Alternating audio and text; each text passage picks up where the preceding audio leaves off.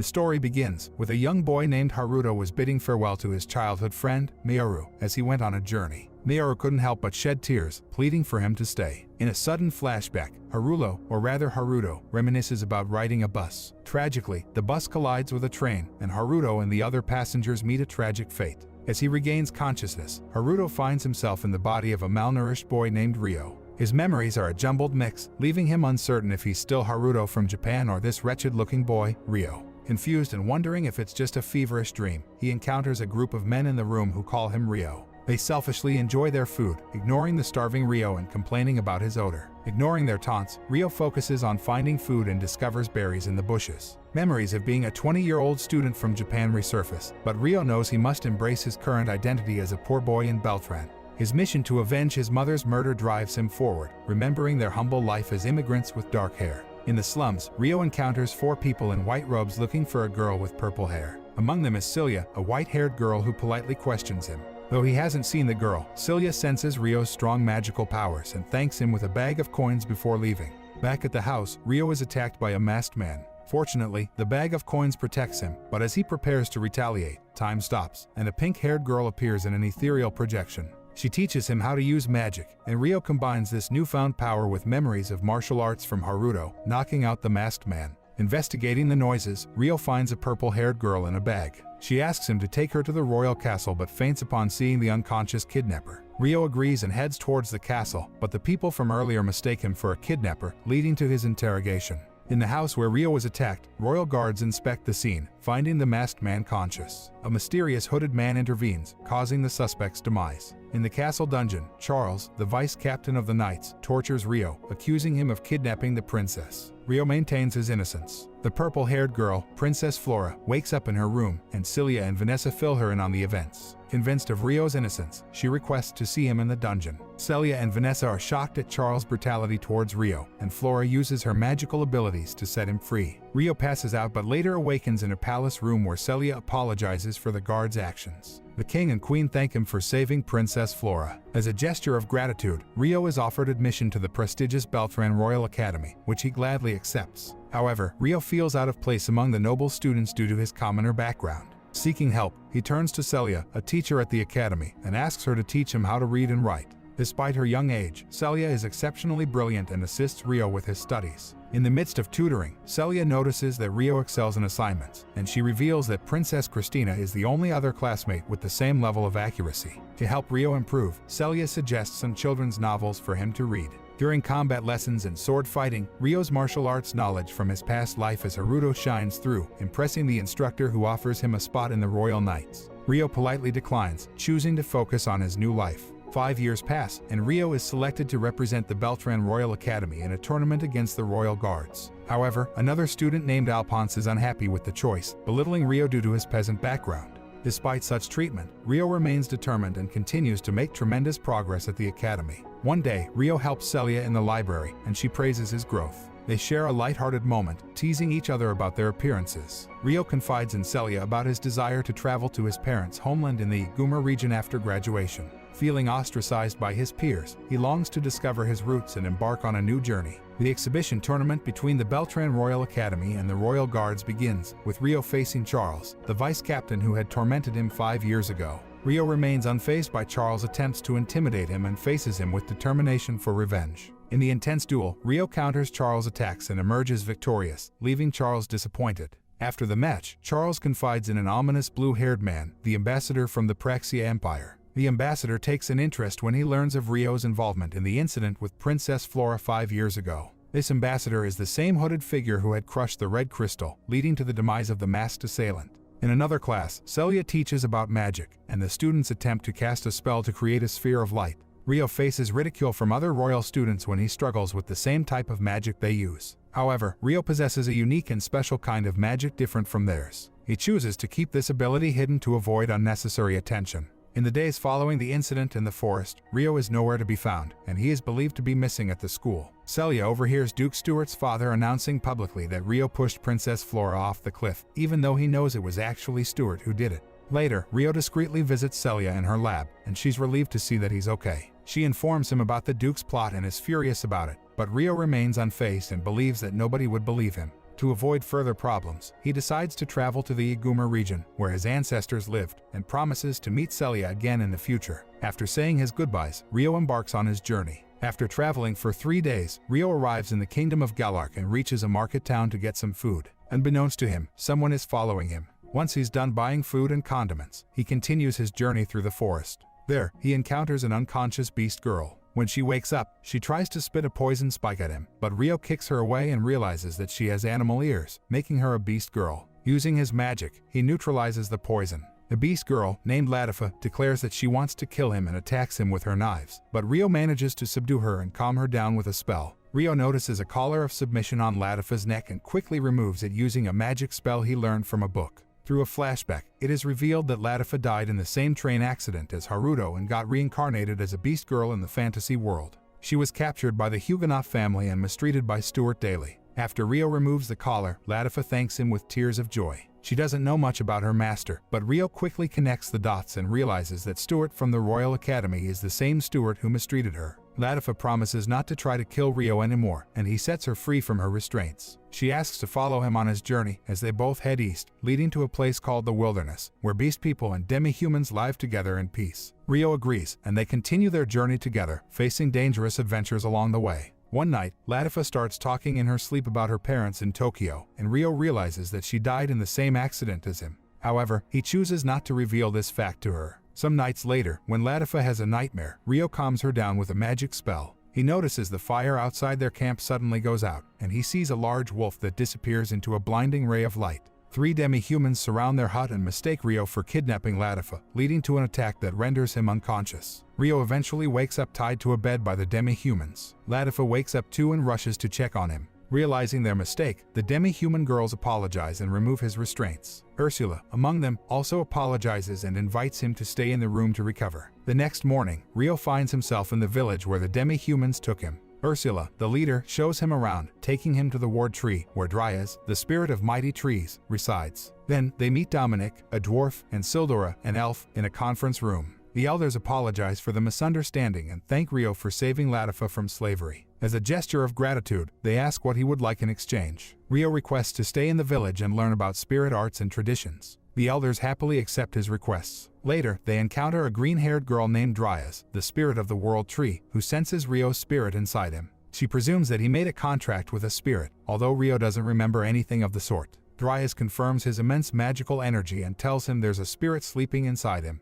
Ryo is then taken to a house where Latifa and the other demi-human girls are waiting for him. They all have dinner together, and Ryo and Latifa are informed they'll be staying with Sarah, Orphea, and Alma. In the meantime, Ryo learns the spirit arts and combat from the people in the village while getting acquainted with them and helping with daily tasks. Elsewhere, the ambassador from Proxia, Reese, rides a griffin with a blonde-haired young man to the entrance of a cave. Reese goes into the cave while the young man waits outside. After a while, Reese emerges with a huge wyvern egg and hands it to the young man. They continue their journey with the egg. A year passes since Ryo settled in the forest village, and a feast is prepared for the Grand Spirit Festival night. Ryo and the villagers enjoy the feast and have fun together. Meanwhile, Reese and the young man arrive in a forest to rest for the night. Reese gives the man a red pill, promising that if he swallows it, they'll know his location at all times. The young man swallows it without hesitation, and Reese leaves to inspect the area, leaving him to watch over the egg. Back in the forest village, Ryo takes Latifa for a stroll in the forest. During their time together, he confides in her that his stay in the village is coming to an end, and he intends to continue his journey to the land of his ancestors.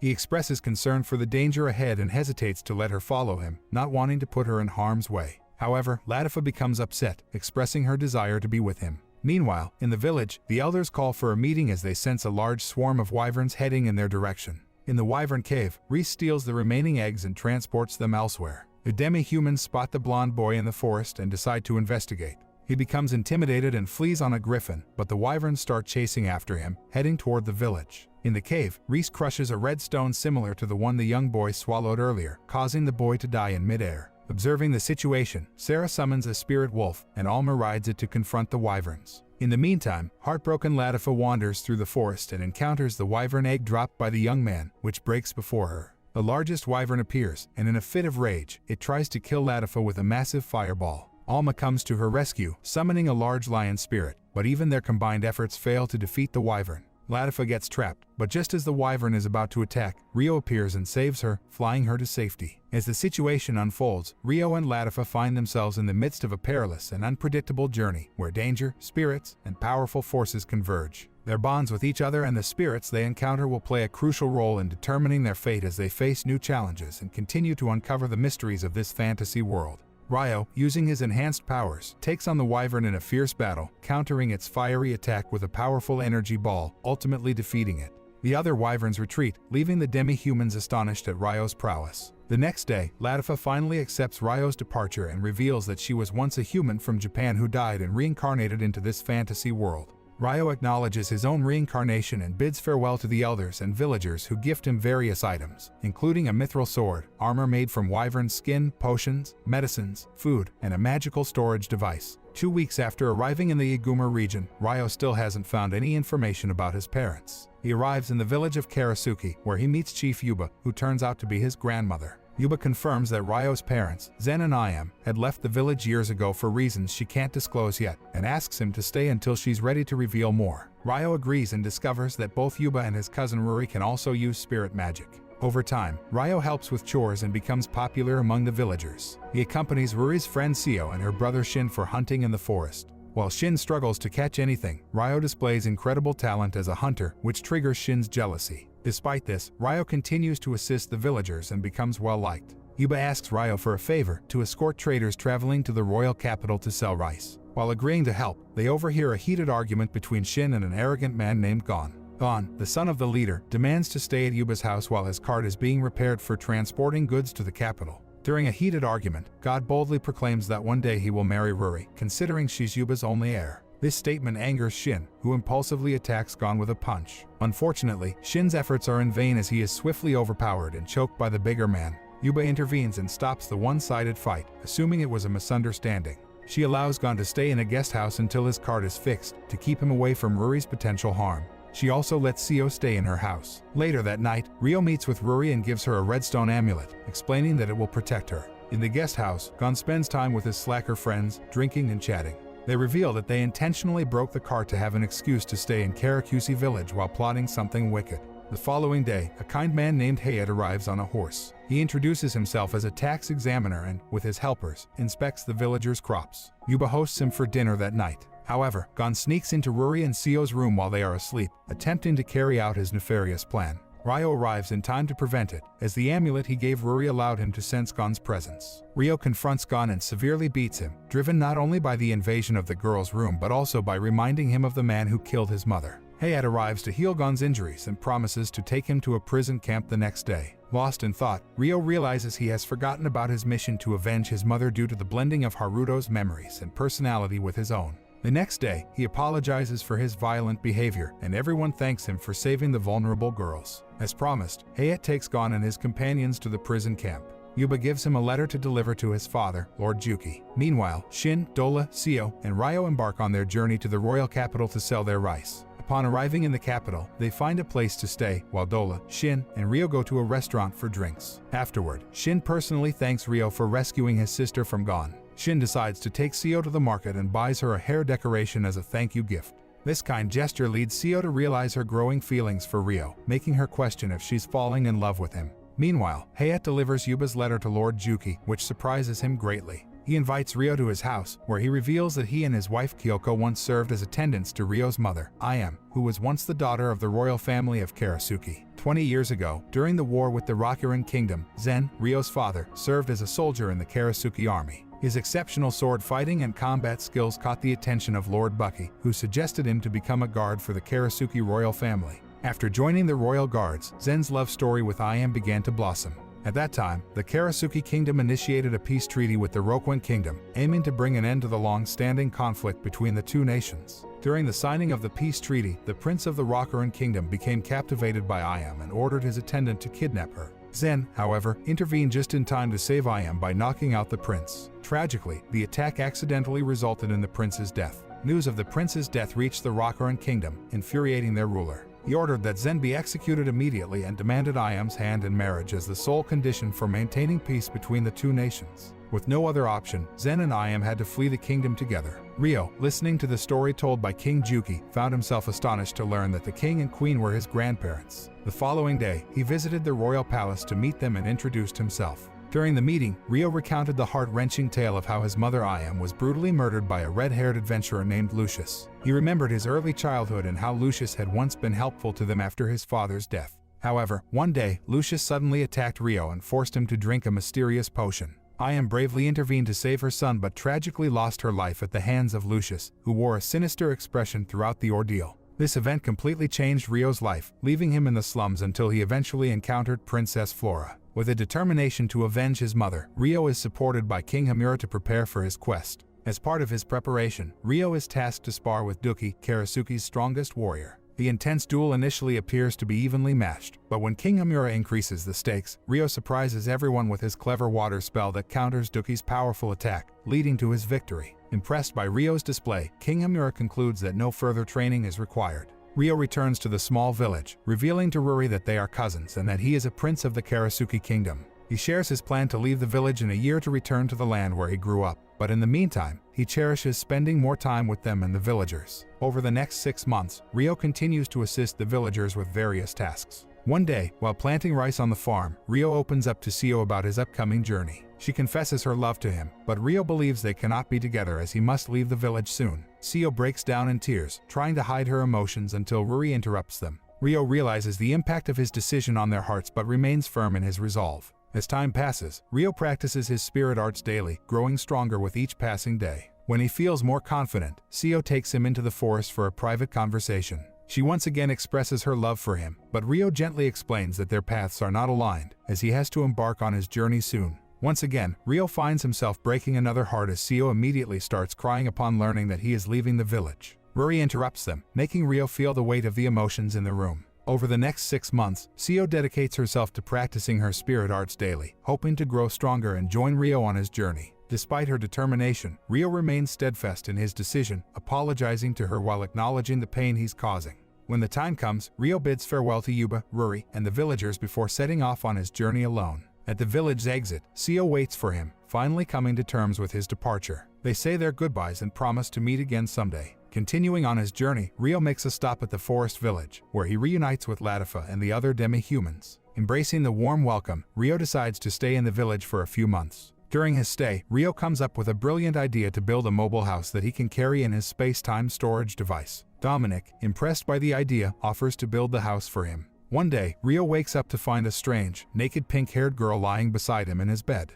The girl reveals herself as a spirit who made a contract with him but has no recollection of their past or even her name. As they communicate telepathically, Ryo promises not to disclose anything about his past life to anyone. He decides to name the spirit girl Asia, after beautiful springtime in the beast people's language. Asia then uses her spirit magic to create a dress for herself. When Ryo sees her, memories of Mahiro, his childhood friend when he was Haruto, flood his mind. Surprisingly, Asia reveals that she excels in all elements of spirit magic, a rare and extraordinary talent. Despite this revelation, neither Ryo nor Dryas knows the reason for Asia's memory loss. While puzzled, they accept her into the village, and Asia's presence brings newfound joy and energy to the community. Ryo decides to challenge Ishia to a friendly sparring match. During their intense battle, Ryo utilizes all of his skills and magical attacks, but it becomes evident that they are evenly matched, as Ishia adeptly counters every one of his moves, mirroring his fighting techniques flawlessly. After their spirited duel, Dryas takes it upon herself to become Ishia's mentor, imparting her extensive knowledge about spirits to the eager young spirit girl. As days pass, Ishia becomes more and more accustomed to her life in the forest village. Eventually, Dominic completes the construction of Ryo's mobile house. Surya reveals that he will be leaving the village in 2 days, and before he departs, the village elders bestow gifts upon him.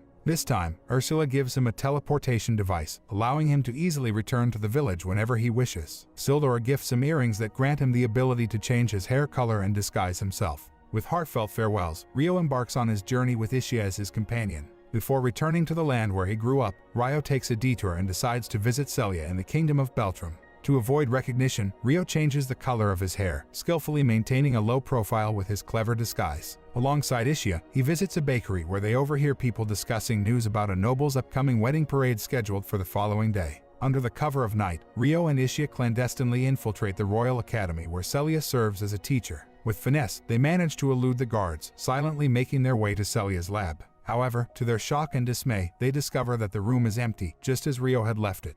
Desperate for answers, Ryo and Ishia leave the lab and encounter other teachers. Ishia uses her spirit magic to hypnotize one of them, and under her spell, the man reveals the unexpected news that Celia is getting married to Charles, a member of the Royal Guard. Ryo, while he was away, receives distressing news that the Kingdom of Beltrum suffered a significant defeat at the hands of the Praxia Empire. The man he hypnotized reveals that Charles initiated peace negotiations with the Praxia Empire after the royal family of Beltrum lost its power due to the Huguenot family's flight from the capital. To secure more power, the House of Arbor arranged a political marriage between the House of Clare and Charles. Hearing this, Ryo suspects that Celia might be coerced into the marriage and decides to confront her. Meanwhile, in her room, Celia resigns herself to her fate and prepares to become Charles' property upon marriage. She believes she has no choice and is willing to proceed with the marriage to protect her family. While looking at a letter Ryo sent her long ago, Celia still holds feelings for him and wishes to see him one more time. Ryo manages to sneak into the Royal Academy and finds his way to Celia's room, surprising her after 4 years of separation. Celia struggles to maintain her composure, and Ryo is more concerned about her happiness in the upcoming marriage with Charles. Celia insists she is content with the arrangements, but Ryo senses that something is amiss. Before he can elaborate, Celia asks him to leave to avoid any trouble or rumors. After Ryo departs, Celia breaks down in tears in her room.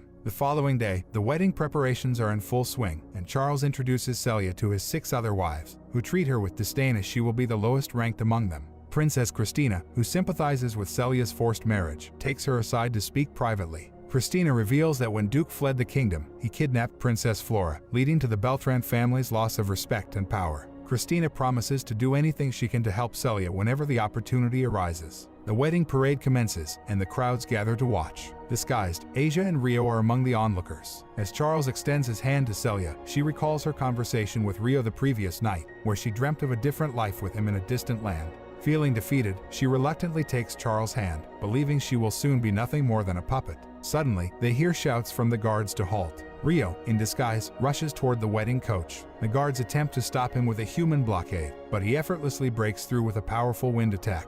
The mage squad also tries to restrain him with photon bullets, but Ryo evades their attacks with grace and agility. Ryo finally reaches the coach, but Charles' elite squad stands in his way. Celia becomes worried, but Charles reassures her, claiming confidence in the squad and referring to the upcoming fight as a show before the ceremony. As Charles brags about his guards, he quickly stops when he witnesses Ryo effortlessly defeating them. Still dazed by Ryo's abilities, Charles watches as Ryo lands a heavy punch on him, causing Charles to fall unconscious. With Charles incapacitated, Ryo grabs Celia and holds a knife to her neck, putting on a show for everyone present.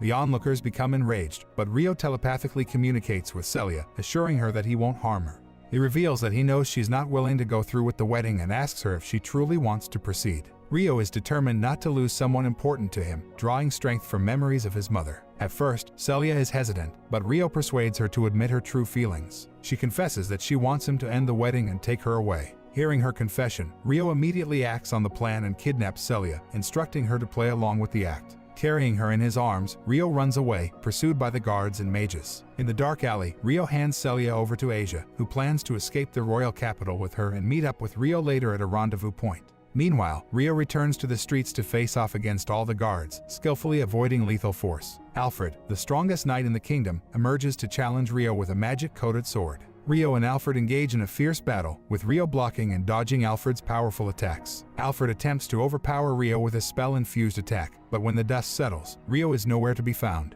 Alfred orders his men to search for him, while Ryo meets up with the girls at the arranged location outside the capital. As they rendezvous, Celia expresses her gratitude to Ryo for saving her. Suddenly, a thunderstorm brews, and massive beams of magical light descend from the sky to the ground, appearing all over the land. Asia quickly senses that something is amiss and urges Ryo to assist someone in need. Meanwhile, a boy and 2 girls find themselves lost and are subsequently kidnapped by bandits, transported to another world. Fortunately, Ryo intervenes just in time, rescuing them from the bandits. To his surprise, one of the individuals he saves turns out to be Naru, but she fails to recognize him. Haruto shares that Ayase has been his friend since childhood, and she has always loved him deeply. They lived next to each other until circumstances forced Haruto to move away due to a dispute with his wife. Before leaving, Haruto held Ayase's hand and promised her, "When I grow up, I will come back, marry you, and take you away from this place." They made a vow to each other to eventually get married. As time passed, they both grew older, Now, at the high school entrance ceremony, Haruto has become quite handsome. He worked hard to get into the school, but unfortunately, he couldn't join the club. Wanting to return to his old neighborhood, Haruto pressured his father, but due to high expenses, he didn't want to burden him further. Determined to cover his own living expenses, he decided to earn money. From a distance, Haruto saw Takahisa talking to some girls before they left. Shortly after, Aki greeted them, saying it had been a long time. He complimented Satsuki, telling her she had become very beautiful, which made her overjoyed. Satsuki offered to treat them, but then something strange happened. They were transported to another world, confused and unsure of their location. When Satsuki checked her phone, she realized the network was out of coverage. Suddenly, a giant figure approached with the intent to kill them. Haruto rushed to save them, with Aisho telling him they were in the southeast. He arrived quickly, but only found their mobile phone. Meanwhile, the giant had kidnapped the children and planned to sell them in the slave market. Miharu pleaded for their release, but the man couldn't understand her language. As Haruto continued his search, he noticed smoke rising and headed toward the location. The kidnappers acted swiftly, hiding the children behind a curtain. Haruto approached the group, asking if they had seen the owner of the mobile phone. One man claimed to have seen nothing, but Haruto heard the children calling for help.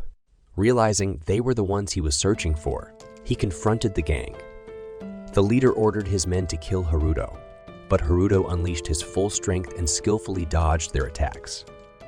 Though Haruto initially wanted to capture the leader and negotiate, the situation escalated, and he ended up defeating all the men. One of them tried to strike again, but Haruto stabbed him in the stomach. Haruto then ordered the leader to release the kidnapped children. The leader complied, freeing Sendo and Aki. When Haruto asked if they were the only captives, Sendo mentioned that a girl was still in the car. Haruto used his magic to open the box and found Ayase inside, shocked to see her. Haruto asked Ayase what she was doing there. After rescuing everyone, Haruto and the group began their journey back to town.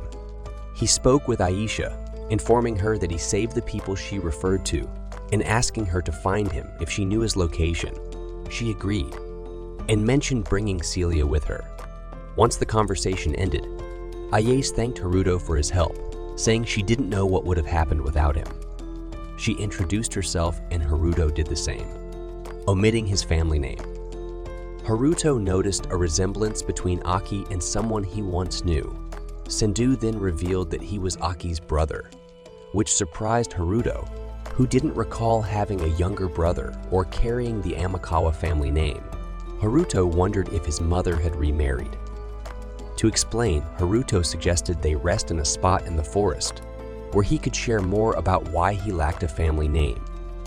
In the forest, Haruto used his magic to reveal a small rock, explaining that it was more than it seemed. Celia and Aisha arrived, flying through the sky. Celia rushed to check on Haruto and greeted the children, saying that Aisha had told her about them. Haruto introduced Celia, explaining that she had been his teacher and that he owed her a lot. Ayase met Celia, but they struggled to communicate because of the language barrier. Haruto clarified that Ayase didn't speak their language. Then, Aisha acted strangely, kissing each of them on the forehead, leaving everyone confused about what had just happened. Aisha explains that she created a temporary connection between them, allowing her to translate their words in real time. Haruto asks how she did it, but she responds that she can because he understands the languages. If he didn't, she wouldn't be able to. Then, she tells him she's hungry, so Haruto invites everyone to come inside the rock. When they enter, they are shocked by how spacious it is. Haruto informs them that the house even has a bathroom they can use freely.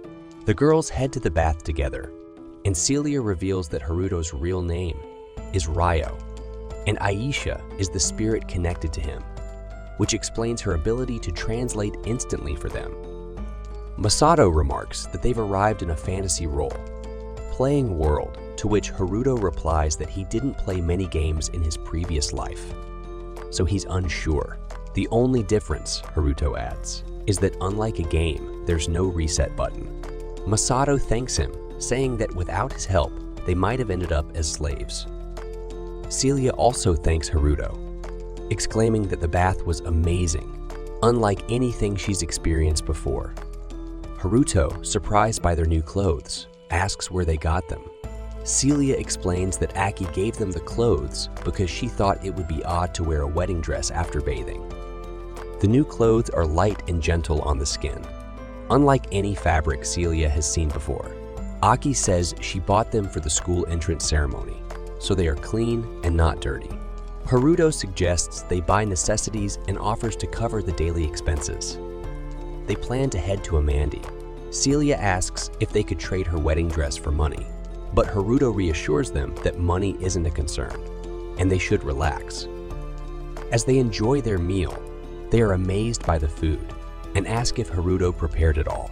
Haruto explains that the phenomenon known as summoning magic brought them to this world, which differs from his reincarnation into it. Masato recalls Haruto's death in a traffic accident as a university student, which triggered his memories in this world. Haruto confirms this, but adds that his experience might not help them much. Celia brings up the Pillars of Light and the events they've witnessed, suggesting they could be connected to the legend of the 6 sages.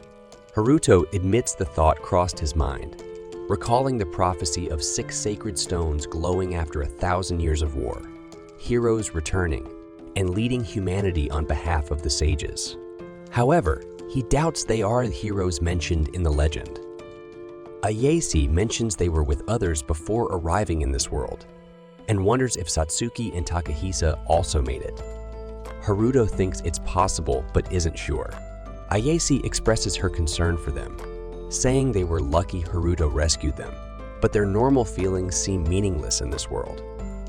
Later, Aisha approaches Haruto, saying she can't take it anymore and needs to recharge her magic after using a lot of energy. Celia becomes upset with Aisha for asking Haruto to go with her. Ayase offers to tidy up, but Haruto tells them to leave everything as it is. The scene begins with Haruto and his friends, where Haruto explains that he serves as a source of magical energy for Aisha through their telepathic connection and their pact. Since Zoids could affect any young man, Aisha decides to sleep in the same room as Miharu, who possesses a lot of magical energy. Celia is surprised to learn that Miharu has magical abilities. Haruto explains that Miharu and Aisha will share a room, while Aki and Misato, who are siblings, will also share a room since they do not mind being together.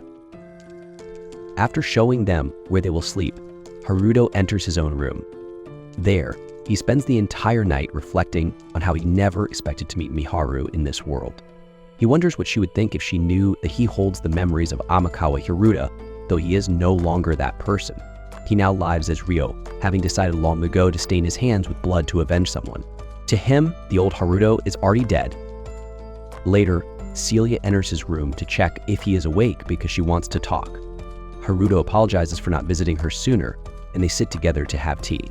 Celia, who could not ask this in front of everyone, expresses her curiosity about how Haruto has been during their time apart. She also asks where he met Aisha and what he meant when he mentioned his previous life. Haruto asks her to stay calm and promises to explain everything one step at a time.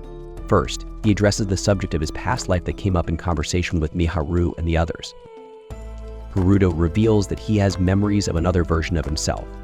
He confirms that he came from the same world as Miharu and the others, which is why he understands their language.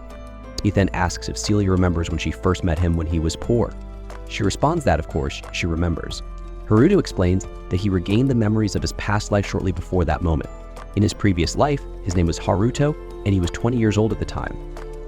Celia then understands why Haruto seemed unusually mature for his age when they first met. She admits that being with him now gives her a deep sense of comfort, but she is also worried about her father. She wishes she could let him know that she is doing well. Haruto suggests that she write a letter to her father. Celia agrees and asks him to buy stationery from the Rikka Guild. Haruto advises her to use his alias so that no one at the guild recognizes him. The story then shifts to the capital of the Beltram Kingdom, Beltran, where Charles and Race are discussing recent events. Race had not expected Charles' fiancée to be kidnapped, but Charles informs him that the highwaymen responsible were dealt with and will be interrogated, though there is still no news about Celia's location. Reports suggest that there was a collaborator, and for now, the capital's borders have been closed as a search is underway. The kidnapped girl and the spirit with her have hidden their location, and no one can find them. However, if the prophecy written in the ancient text is fulfilled, a hero has arrived in the kingdom to protect them. Race hopes that the hero will become a loyal ally to their kingdom, though he suspects that the Beltram kingdom might be hiding another holy stone. Charles agrees and mentions that the stone is with Princess Flora and Duke Huguenot, and they are likely welcoming the hero at that very moment. He adds that if they try to cozy up to the kingdom of Galark, they will be considered traitors. When the kingdom of Galark is mentioned, Race recalls that one of the guests, Liselet Crescia from the Ricca Guild, is known as a talented woman. Charles asserts that action must be taken against them soon. Next, we move to the capital of the Rodan region, Rodania, where we meet Hiroki, an ordinary man who is summoned to another world. As he eats a meal, a girl named Rona asks if he needs anything else. Hiroki asks her to sit and eat with him, but she declines, making Hiroki feel guilty for making her stand while he dines. She thanks him for his kindness and leaves. The Duke of Rodania then comments that he never imagined hosting a legendary hero in his home. Hiroki recounts what happened to him. He was living an ordinary life when he was suddenly transported to another world. He found himself before Princess Flora of the Beltram Kingdom and her guard, Duke Huguenot. Hiroki realizes that this is the beginning of a typical summoning story, and in this world, everyone believes him to be the hero, as foretold by the 6 sages. After 1,000 years since the founding of the Sacred Era, heroes are said to appear wherever holy stones exist. Hiroki is amazed by what has happened, but when he looks beside him, he sees his sword and realizes that he is indeed a hero. Flora asks for his name, and Hiroki introduces himself as Hiroka. Despite his status as a hero, they treat him like a general worker due to his humble behavior. This makes Hiroki decide to act more superior and express his confusion at being suddenly called a hero. He points out that the sacred stone in Princess Flora's possession is what summoned him, and he wishes to return to his normal life. Duke Huguenot admits that this situation could be seen as kidnapping, which upsets Hiroki, who explains that his life in his own world was forcibly taken from him. Flora apologizes, explaining that the sudden events have also left her shaken. Hiroki reassures her not to blame herself, as he is the one in a difficult situation. At that moment, the Duke's son interrupts, ordering Hiroki to speak respectfully to the princess, but the Duke commands his son to be silent and apologize to Hiroki. The Duke then explains that the situation was a misunderstanding and promises to clarify everything. He asks Hiroki to listen carefully as he details the current state of the kingdom. The scene begins with Haruto and his friends leaving the house to go shopping, except for Eiki and Misato, who stayed behind. Haruto reassures them that the house is protected by a magical barrier, so they should not leave. Ishia takes Celia and flies with her into the sky. Haruto then offers to take Mitharu, and she agrees, amazed by the view as they fly through the air. Haruto remarks that she seems to be enjoying the new perspective from up high. Miharu responds, saying it is a beautiful sight she has never seen before, and that she feels safe as long as she is with him. Celia, flying with Hishia, asks her about Ryo. Hishia explains that all of Haruto's memories flow into her through their spiritual pact, where 2 souls are linked. Celia admits that knowing Hishia shares memories with Ryo makes her feel a little lonely. Hishia reassures her, saying that Haruto has changed and now relies on others, thanks to Celia being the first to extend a helping hand when he was alone. Celia smiles, promising to continue supporting him just as she did in the past. They arrive at their destination, and Haruto tells Miharu that they will refer to Celia as Cecilia in town and change her hair color since black hair is uncommon.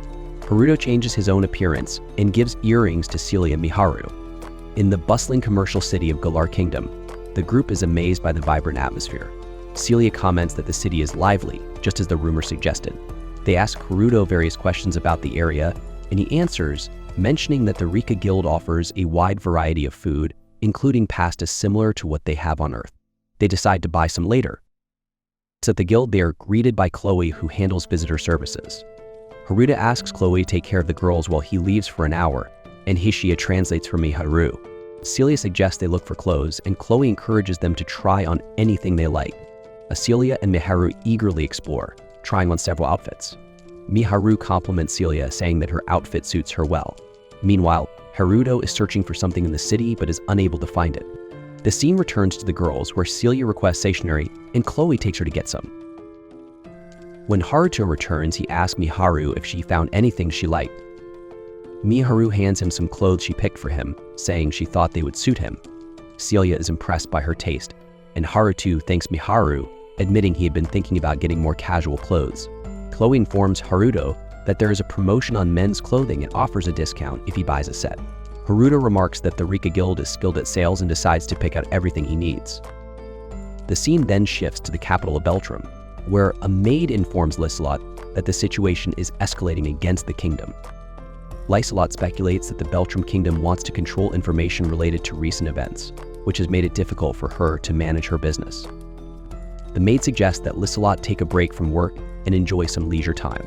Liselot reflects on how satisfying it is for the kingdom of Galark to ruin Duke Arbor's reputation. The maid reminds her that Aunt Celia is an old friend. Liselot then wonders about the Hirus rumored to have appeared during the chaos and mentions that a hero may have been summoned to their kingdom. The story returns to Haruto and his friends, who are now carrying many clothes. Aki and Asato see the outfits, and Haruto explains that Celia and Miharu were the ones who chose them. So they try on the clothes and are pleased with how they look. Celia compliments them, saying they both look great. Suraru then informs the group that he was unable to find specific information about Satsuki and Takahisa, but shares that, according to the legend of the Six Sages, the heroes have arrived. He tells Miharu that the summoning process might have included her and the others. Everyone is surprised by this revelation. Aki asks if this is similar to being the main characters in a video game. Haruto responds that there are 6 heroes, so it is possible they are among them. Misato expresses the desire to search for their brother if he is in this world. Suraru advises them to first learn the language and customs of this world. Miharu agrees, saying they cannot keep relying on their brother. Aki decides that he will study again, even in this new world, and do everything he used to do back in his old world. Haruto adds that he knows some trustworthy people who can offer guidance on how to move forward. Later, the group gathers in the kitchen to prepare a meal, with everyone contributing. Once the meal is ready, Haruto thanks everyone for the food. Haruto prepared to leave for a mission, and his friends asked him to be cautious during his journey. He asked Aisha to take care of everyone while he was away, and she reassured him that the most important thing was for him to stay safe and return to them in one piece. Using teleportation magic, Haruto disappeared and traveled to the spirit village. Upon arriving, he encountered Latifa in the forest. She warmly welcomed him and asked how he was doing. At that moment, Sarah arrived, informing Haruto that they had sensed a significant distortion in the magical energy nearby, which alerted them to his return. Everyone in the village was eager to see him. Haruto explained that he had come to consult the village elders about something important. Alma quickly informed the head elder that Haruto wanted to meet with him. When Haruto met with the elders, he told them that the overwhelming flow of Auto and mana from the Straw region was caused by the Pillars of Light, which he believed to be a form of temporal magic used to summon people from another world. He mentioned rumors of 6 heroes who appeared during the war between humans and demons. The head elder asked why Haruto believed the heroes were summoned from another world. Haruto explained that he had seen 3 people from another world, though they weren't directly connected to the Pillars of Light. They had witnessed 2 individuals being pulled through a tear in space, confirming that those 2 had been summoned. Haruto believed the 3 people he encountered were victims of the summoning process. One of the elders asked if Haruto had communicated with people from another world before. Haruto responded that he understood their language because he had lived in that world in a past life. The elders were shocked, but Haruto asked to explain more later. For now, he hoped they understood his explanation. The elders agreed and decided to let the 3 summoned people and the person with them stay in the village for a short time. Haruto intended to find a way to return those 3 to their world. However, it was difficult for him to act freely while they were under his protection. His knowledge of space-time magic wasn't as advanced as the village experts. One elder asked about the other person Haruto mentioned. Haruto explained that she was his mentor, whom he had rescued from a political marriage. The elder praised Haruto for helping her and assured him that they would take care of everyone on his behalf. The elder requested that when the 4 individuals arrived, they must keep the village's secrets. Haru agreed and promised to explain the importance of this to them. He then informed the elders that he would leave the next day to bring the group to the village. That night, Haruto apologized to Latifa for revealing his past life without asking her permission, but he explained it was necessary to clarify things for the elders. Latifa remained silent, considering whether she should share her own story, but Haruto reassured her that she didn't need to reveal anything she wasn't comfortable with. Latifa learned from Haruto that the people he mentioned were Japanese, which implied that Haruto had also revealed his own Japanese identity. He explained that if he hadn't told the elders, they would have questioned how he understood their language. Haruto asked Latifah to keep this information a secret between the two of them. Haruto then reminded her that even if other people from Japan appeared, she was still special to him. He asked if she remembered when he told her about his past life, mentioning that he had loved his childhood friend and had a younger sister who lived far away after their parents' divorce. His sister Sandy and Aki were now with him in this world, but they seemed to have no memory of him. Haruto believed they must be feeling emotionally unstable. He added that while he was no longer a Mako Haruto, he wanted to keep that part of himself a secret, shared only with Latifah. The next day, Haruto said goodbye to the villagers and told them he would return in 2 weeks. Latifah asked him to take care of himself, and Haruto left to rejoin his friends. If you're enjoying it, don't forget to like, share, and subscribe to our channel for more anime recaps. The scene then shifts to the capital of the Beltram Kingdom, Beltran, where Lysolata is speaking with the king. She informed him about the events in the royal capital. The king thanked her and asked her to summon Duke Huguenot. He explained that their sacred stone had summoned a hero who was a girl about Lysolata's age. The king planned to invite ambassadors from neighboring kingdoms and host a banquet to present the hero. He asked Lysolata to deliver the invitation on his behalf. Lysolata humbly set him the king's task. The king then mentioned that their hero was a capable man named Sakata Hiroki and noted that in his culture the family name came first. Lysolata was surprised and said that the name brought a sense of nostalgia, although she had never heard a name like that before. The king then explained that the hero summoned to their kingdom was named Zuki, and she was from the same country as Hiroki. He suggested it would be best for Lysolata to meet her.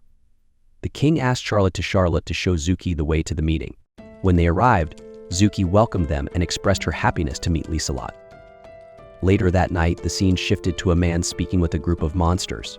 He remarked that it was no surprise the Rika Trading Company had made the town their operations base, as they were skilled at everything. He had found some excellent empty statues and instructed the monsters to search for anyone in the forest on the outskirts of Amandi who was surrounded by a large amount of magic. He ordered them to bring these people to him alive and to kill as many witnesses as possible before sunset the following day. He intended to use the opportunity to make some money and then disappear for a while. The following day, the scene returned to Haruto's house.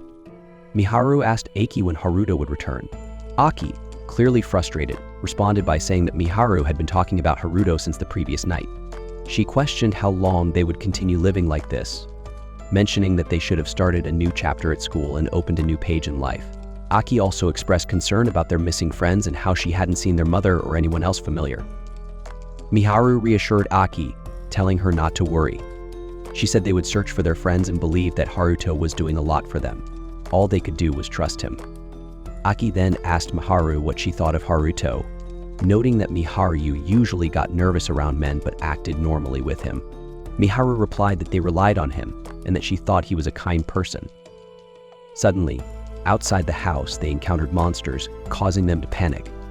Miharu urged everyone to hurry back inside, but one of the monsters charged toward them. I stepped in and attacked the monster. Meanwhile, Masato and Celia heard the sounds of the battle. Celia told Masato to stay put, while Miharu and Aki, terrified, asked Ai what the creature was. I explained that it was a monster, likely drawn to the area by the magical energy of the barrier. She urged them to go back inside, remembering Haruto's words about protecting everyone. She declared that she would keep them safe. Just then, Celia arrived to help Ai and told her to leave the monsters to her. As the creatures approached, Haruto finally arrived and struck one of the monsters. He thought to himself that the resistance of the monster was incredibly strong. He asked Ai if she knew anything about them, but she said she didn't, only noting that the ones with a darker color were usually stronger. Haruto faced the monster as it charged at him. He observed that it moved in straight lines and had a wide sweeping attack. He struck it with his sword, noticing that its life force was incredibly strong. When the monster finally died, it revealed a red gem. I informed him that she had taken care of the rest of the monsters. Haruto thanked Celia, but then glanced back at the dead monster, thinking that the way it moved its mouth at the end was strange, almost as if it had been saying, "Please kill me." Aki apologized to Haruto for going outside, admitting that it was her fault. Haruto reassured her and then mentioned that he smelled something delicious, saying that he was starving. He suggested they move to another house. Afterward, it was revealed that the monsters had killed many people. A man commented that one group of monsters hadn't returned, wondering if they had been killed. He noted that taking down a group of resurrected, enhanced beings wouldn't be easy, and that their absence would delay his plan. He then decided to create a new empty doll, wondering how many would cry this time. Haruto prepared to leave for a mission, and his friends asked him to be cautious during his journey. He asked Aisha to take care of everyone while he was away, and she reassured him that the most important thing was for him to stay safe and return to them in one piece. Using teleportation magic, Haruto disappeared and traveled to the spirit village. Upon arriving, he encountered Latifa in the forest. She warmly welcomed him and asked how he was doing. At that moment, Seirei arrived, informing Haruto that they had sensed a significant distortion in the magical energy nearby, which alerted them to his return. Everyone in the village was eager to see him. Haruto explained that he had come to consult the village elders about something important. Alma quickly informed the head elder that Haruto wanted to meet with him. When Haruto met with the elders, he told them that the overwhelming flow of Auto and mana from the Straw region was caused by the Pillars of Light, which he believed to be a form of temporal magic used to summon people from another world. He mentioned rumors of 6 heroes who appeared during the war between humans and demons. The head elder asked why Haruto believed the heroes were summoned from another world. Haruto explained that he had seen 3 people from another world, though they weren't directly connected to the Pillars of Light. They had witnessed 2 individuals being pulled through a tear in space, confirming that those 2 had been summoned. Haruto believed the 3 people he encountered were victims of the summoning process. One of the elders asked if Haruto had communicated with people from another world before. Haruto responded that he understood their language because he had lived in that world in a past life. The elders were shocked, but Haruto asked to explain more later. For now, he hoped they understood his explanation. The elders agreed and decided to let the 3 summoned people and the person with them stay in the village for a short time. Haruto intended to find a way to return those 3 to their world. However, it was difficult for him to act freely while they were under his protection. His knowledge of space-time magic wasn't as advanced as the village experts. One elder asked about the other person Haruto mentioned. Haruto explained that she was his mentor, whom he had rescued from a political marriage. The elder praised Haruto for helping her and assured him that they would take care of everyone on his behalf. The elder requested that when the 4 individuals arrived, they must keep the village's secrets. Haruto agreed and promised to explain the importance of this to them. He then informed the elders that he would leave the next day to bring the group to the village. That night, Haruto apologized to Latifa for revealing his past life without asking her permission, but he explained it was necessary to clarify things for the elders. Latifa remained silent, considering whether she should share her own story, but Haruto reassured her that she didn't need to reveal anything she wasn't comfortable with. Latifa learned from Haruto that the people he mentioned were Japanese, which implied that Haruto had also revealed his own Japanese identity. He explained that if he hadn't told the elders, they would have questioned how he understood their language. Haruto asked Latifa to keep this information a secret between the 2 of them. Haruto then reminded her that even if other people from Japan appeared, she was still special to him.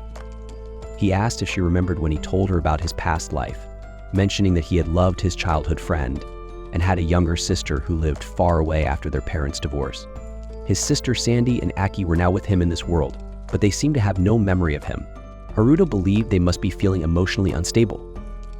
He added that while he was no longer a Mako Haruto, he wanted to keep that part of himself a secret, shared only with Latifa.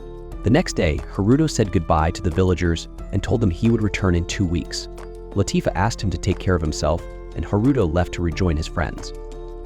If you're enjoying it, don't forget to like, share, and subscribe to our channel for more anime recaps. The scene then shifts to the capital of the Beltram Kingdom, Beltran, where Lysolata is speaking with the king. She informed him about the events in the royal capital. The king thanked her and asked her to summon Duke Huguenot. He explained that their sacred stone had summoned a hero who was a girl about Lysolata's age. The king planned to invite ambassadors from neighboring kingdoms and host a banquet to present the hero. He asked Lysolata to deliver the invitation on his behalf. Lysolata humbly set him the king's task. The king then mentioned that their hero was a capable man named Sakata Hiroki and noted that in his culture, the family name came first. Lysolata was surprised and said that the name brought a sense of nostalgia, although she had never heard a name like that before. The king then explained that the hero summoned to their kingdom was named Zuki, and she was from the same country as Hiroki. He suggested it would be best for Lysolata to meet her. The king asked Charlotte to show Zuki the way to the meeting. When they arrived, Zuki welcomed them and expressed her happiness to meet Lysolata. Later that night, the scene shifted to a man speaking with a group of monsters. He remarked that it was no surprise the Rika Trading Company had made the town their operations base. as they were skilled at everything. He had found some excellent empty statues and instructed the monsters to search for anyone in the forest on the outskirts of Amandi who was surrounded by a large amount of magic. He ordered them to bring these people to him alive and to kill as many witnesses as possible before sunset the following day. He intended to use the opportunity to make some money and then disappear for a while. The following day, the scene returned to Haruto's house. Miharu asked Aki when Haruto would return.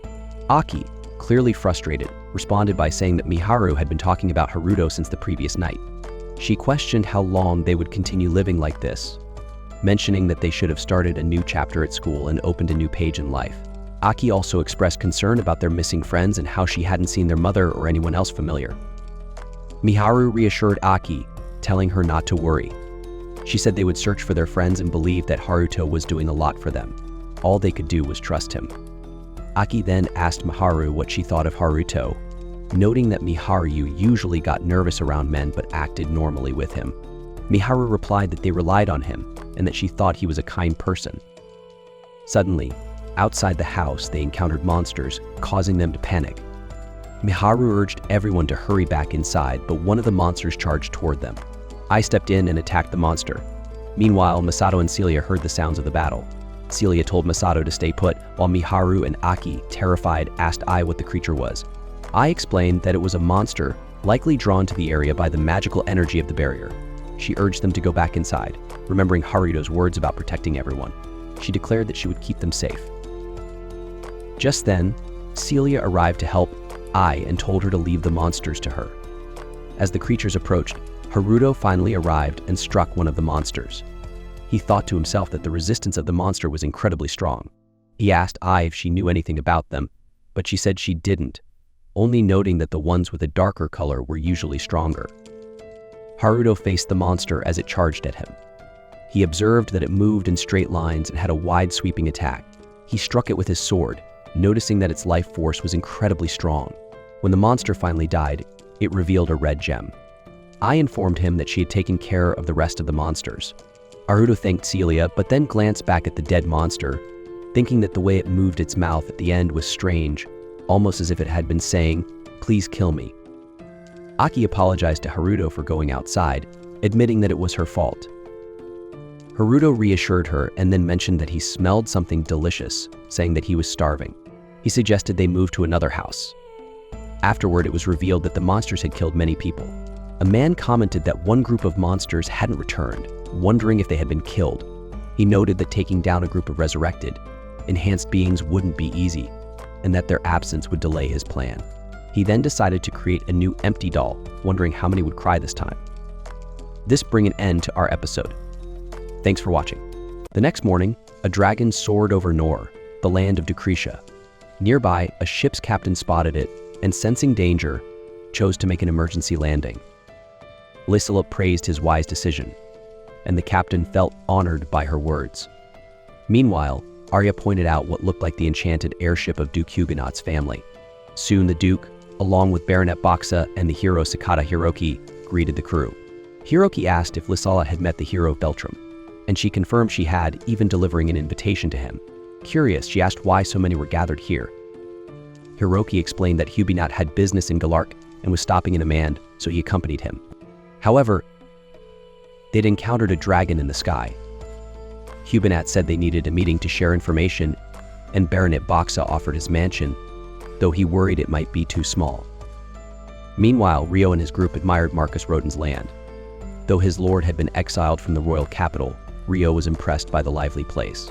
After a brief distraction, Rio and Tanya lost sight of Aisha, only to find her at a market stall snacking. Embarrassed, Rio offered to pay, but the vendor said her meal was already covered by a man who'd worked preparing the hero's ship and wanted to share his good fortune. He also mentioned that the hero's ship had left that morning with a princess heading for Galark. That night in Nor, Lysila told Hiroki that humans were still unprepared to face a dragon. If the worst happened, they might even need to evacuate the city. The Baron reassured her that the citizens of Nor were safe under his care, and she thanked him for his efforts. She then asked Duke Huguenot's thoughts, but he seemed uncertain. Hiroki asked what she planned to do, and she replied that she would return to Amand by land to avoid provoking the dragon. They would leave in the morning to arrive before nightfall. Hiroki found it reckless that Lissalot would travel with only her servants, but she assured him they were well trained in martial arts. Rowena gently reminded Hiroki not to pry into others' choices, and he understood. Still, Hiroki insisted on accompanying her, as he had pledged to protect the Duke and his allies. The Duke affirmed that Lissalot would not be his responsibility if anything happened, and he asked Flora's opinion. She agreed they couldn't leave Hiroki on his own. Hiroki assured them he would be there to help if any trouble arose. With determination, he summoned his divine weapon, Yamada no Orochi, to be ready. The next morning, as the convoy prepared to depart, a warrior named Raymond Brandt, a captain under Duke Huguenot, introduced himself. He expressed sympathy for Aria's family, and she thanked him for his kindness, adding that Lissalot had received her warmly. Juvenet then announced that the hero had arrived, and the group set off for Amand. After a while, Hiroki mentioned that traveling by carriage wasn't so bad. Rona reminded him to stay alert. Lissalot noticed Flora seemed uncomfortable on the bumpy ride and encouraged her to speak up if she felt ill. Flora, a girl with purple hair, said she wasn't much of a talker and preferred to listen. Lissalot apologized if she seemed intrusive but expressed her eagerness to know more about Flora, who was happy to chat. Hiroki chimed in, asking them to include him in their conversation. Suddenly, Iria ordered the carriage to stop. A monster was nearby, and she instructed the fighters to prepare for battle. One of Lissalot's servants activated a lever, triggering a defense system that shielded the passengers. As the soldiers scanned the area, they noticed an overwhelming number of monsters lurking in the forest. Eden ordered them to raise their shields against the stones hurled by the enemies, while she and other servants cast a magical barrier. Raymond called for the wounded to be brought near the carriage, instructing Huguenot to stay inside. Arya joined the captain in setting up a front defense, while a soldier reported that monsters were blocking the road behind. Soon, hundreds of enemies appeared, attacking relentlessly. Arya urged Lissalot to stay safe in the carriage, which could withstand a few rocks. Then she told the maid she would take out the enemies ahead, instructing them to lower their barriers and advance individually once she began her attack. She ordered the knights to hold the line. With the strategy set, Arya unleashed a powerful magic cannon, destroying many monsters, then charged at high speed, cutting down hordes. Her companions understood why she was called the head-cutting princess. The second in command directed 4 allies to guard another area while she, Natalie, and Chloe managed their section. She told Chloe to stay behind the knights and pick off weaker monsters with the photon bullets, careful not to hit their allies. Then the leader joined Natalie and they activated their physical enchantment to join the fray. Watching from above, a mysterious man noted that this skilled maid must be Lissalot Krisha's right hand. He observed the strong defenses on both sides and Lissalot's capable team, yet he saw weaknesses he could exploit. Meanwhile, inside the carriage, Hiroki and the others were unsure how to react. Hiroki grew anxious, and Lissalot reassured him that the warriors outside were professionals. Yet Hiroki pointed out that, despite their skills, they hadn't resolved the battle quickly. Flora encouraged him to trust the others, but he struggled, as he didn't know these soldiers. Flora lost her calm at his distrust, and Lissalot gently took her hand, admitting she was scared too, though ashamed to show it. Lissalot asked if she could hold Flora's hand, and Flora agreed. Inspired, Hiroki held Rona's hand, promising to protect her with his Yamada no Orochi. She responded by hugging him.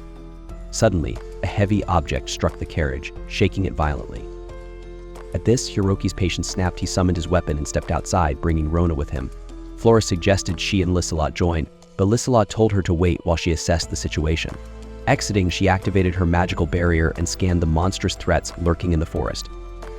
Lissalot pulled Flora outside, regrouping with Hiroki and Rona. Hiroki, unusually tense, muttered that a hero with cheat-like powers should be the one leading the battle. Lissalot then asked Rona to protect Flora so she could tend to the wounded with her magic. Leaving Hiroki concerned about an impending twist, Lissalot moved among the injured to heal them. Soon, Ira arrived, reporting heavy pressure on both the front and rear lines. Lissalot assured her she trusted her abilities, and Iria hurried back into the battle. Meanwhile, the hooded man watched as Arya headed to the rear, thinking his distraction had succeeded. With skillful swordplay, Arya cut through the enemy forces, leaving Raymond Brandt in awe. She then returned to him, announcing she would clear the monsters in this area, and asked him to support her on the flanks. Just then, a new threat emerged: a Minotaur, a legendary beast from the Divine Demon War. Recognizing it, Rona felt dread as the massive creature approached Lissalot. To defend her, Arya intensified her attacks, drawing the Minotaur's attention, but the creature was powerful enough to fling the carriage aside like it was weightless. The Minotaur then reached to crush Flora, but Liselot intervened just in time. At that moment, Rio appeared like a shadow, slicing off the Minotaur's hand. As the beast's sword fell, Rio used it to pierce the creature's back. Afterward, he announced he was here to help, and Flora remembered when he'd first come to her rescue against a Minotaur. Another Minotaur soon emerged, and Rio raised his enchanted sword, charging at it. Blocking the monster's strike, his blade created a hurricane, pushing it back through the forest. Yet, the Minotaur returned, angrier than before. Rai evaded a deadly blow and unleashed a swift technique, slicing the creature multiple times and defeating it instantly. With the Minotaur's fall, the soldiers cheered Ryo's arrival, and the remaining monsters retreated. After sheathing his sword, Rio turned to the allies and spotted Flora, who was as moved by their reunion as he was. After sheathing his sword, Rio turned to the others and noticed Flora. She was overcome with emotion, just like him, as if she could not believe the unexpected reunion. Meanwhile, Liselot's Kreisha expressed her gratitude for being saved during such a troubling time. She introduced herself as the ruler of Amand and also presented the second princess of Beltram and the current head of Duke Huguenot's house, Gustav. Liselot noticed Flora acting strangely and asked if something was wrong. Rita wondered if Rio had unintentionally been rude. Gathering her courage, Flora asked Rio if they had met before. Rio, however, believed they had not. Flora seemed surprised, certain she recognized him. Gustav asked if Rio was a noble from another land, but Rio clarified that he was simply a wandering swordsman with no ties to royalty.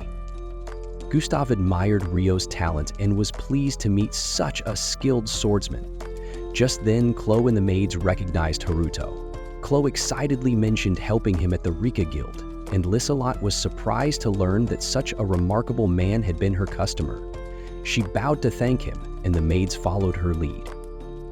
Hiroki Sakata then arrived, confidently introducing himself as a hero. Hearing Hiroki's name, Rio wondered if he might also be Japanese, but kept his thoughts to himself. Instead, he acknowledged Hiroki as the hero he had heard about. Hiroki, full of himself, complimented Rio's strength, which embarrassed Rio. Liselot found it amusing that someone who had defeated a Minotaur could feel shy from praise. Hiroki abruptly ended the conversation, calling Flora and Rona to board the carriage and continue their journey. Flora, distracted by Rio, hesitated, but eventually she followed.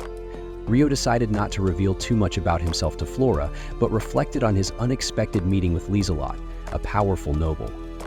He offered to retrieve the damaged carriage flung aside during the battle. Liselot agreed, suggesting they check its condition. Rio, surprised, recognized the blonde woman as Arya, whom his group had seen earlier during their journey. Sally recalled Arya from their academy days, while Celia noted that Arya worked for Duke Krisha's house. During the conversation, Aisha sensed a powerful monster, which led to the earlier battle. At the carriage site, Rio used his sword, enhanced with spiritual arts, to repair it. Liselot praised his skill, assuming his weapon was an ancient artifact. Rio humbly accepted the compliment, but kept the truth about his spiritual arts to himself. Later, as the maids served drinks, Cosette joked with Chloe about introducing her to Rio. Their playful argument was interrupted by Liselot, who reminded them to focus on their work. The drinks were served to celebrate the victory, and Arya informed Liselot that the carriage was ready. Liselot thanked Rio for his brilliant idea that saved the transport. Cosette offered Rio a specially prepared fruit drink to relieve his fatigue, leaving the maids whispering about her behavior. Meanwhile, Gustav worried about removing the Minotaur's giant sword blocking the road. Hirakaki confidently approached the weapon and, to everyone's amazement, lifted it with sheer brute strength. The crowd cheered as if he had achieved something extraordinary, and Hirakaki basked in their admiration. As the group prepared to depart, Rio wondered aloud if it was truly fine for him to join the convoy. Gustav, proud of his heroic efforts in saving everyone, warmly reassures Rio that it is an honor to carry him wherever he wishes to go. Lieselot, thinking of their arrival in Amand, mentions that she would like to formally express her gratitude to their savior. Embarrassed by her words, Rio asks her not to bow.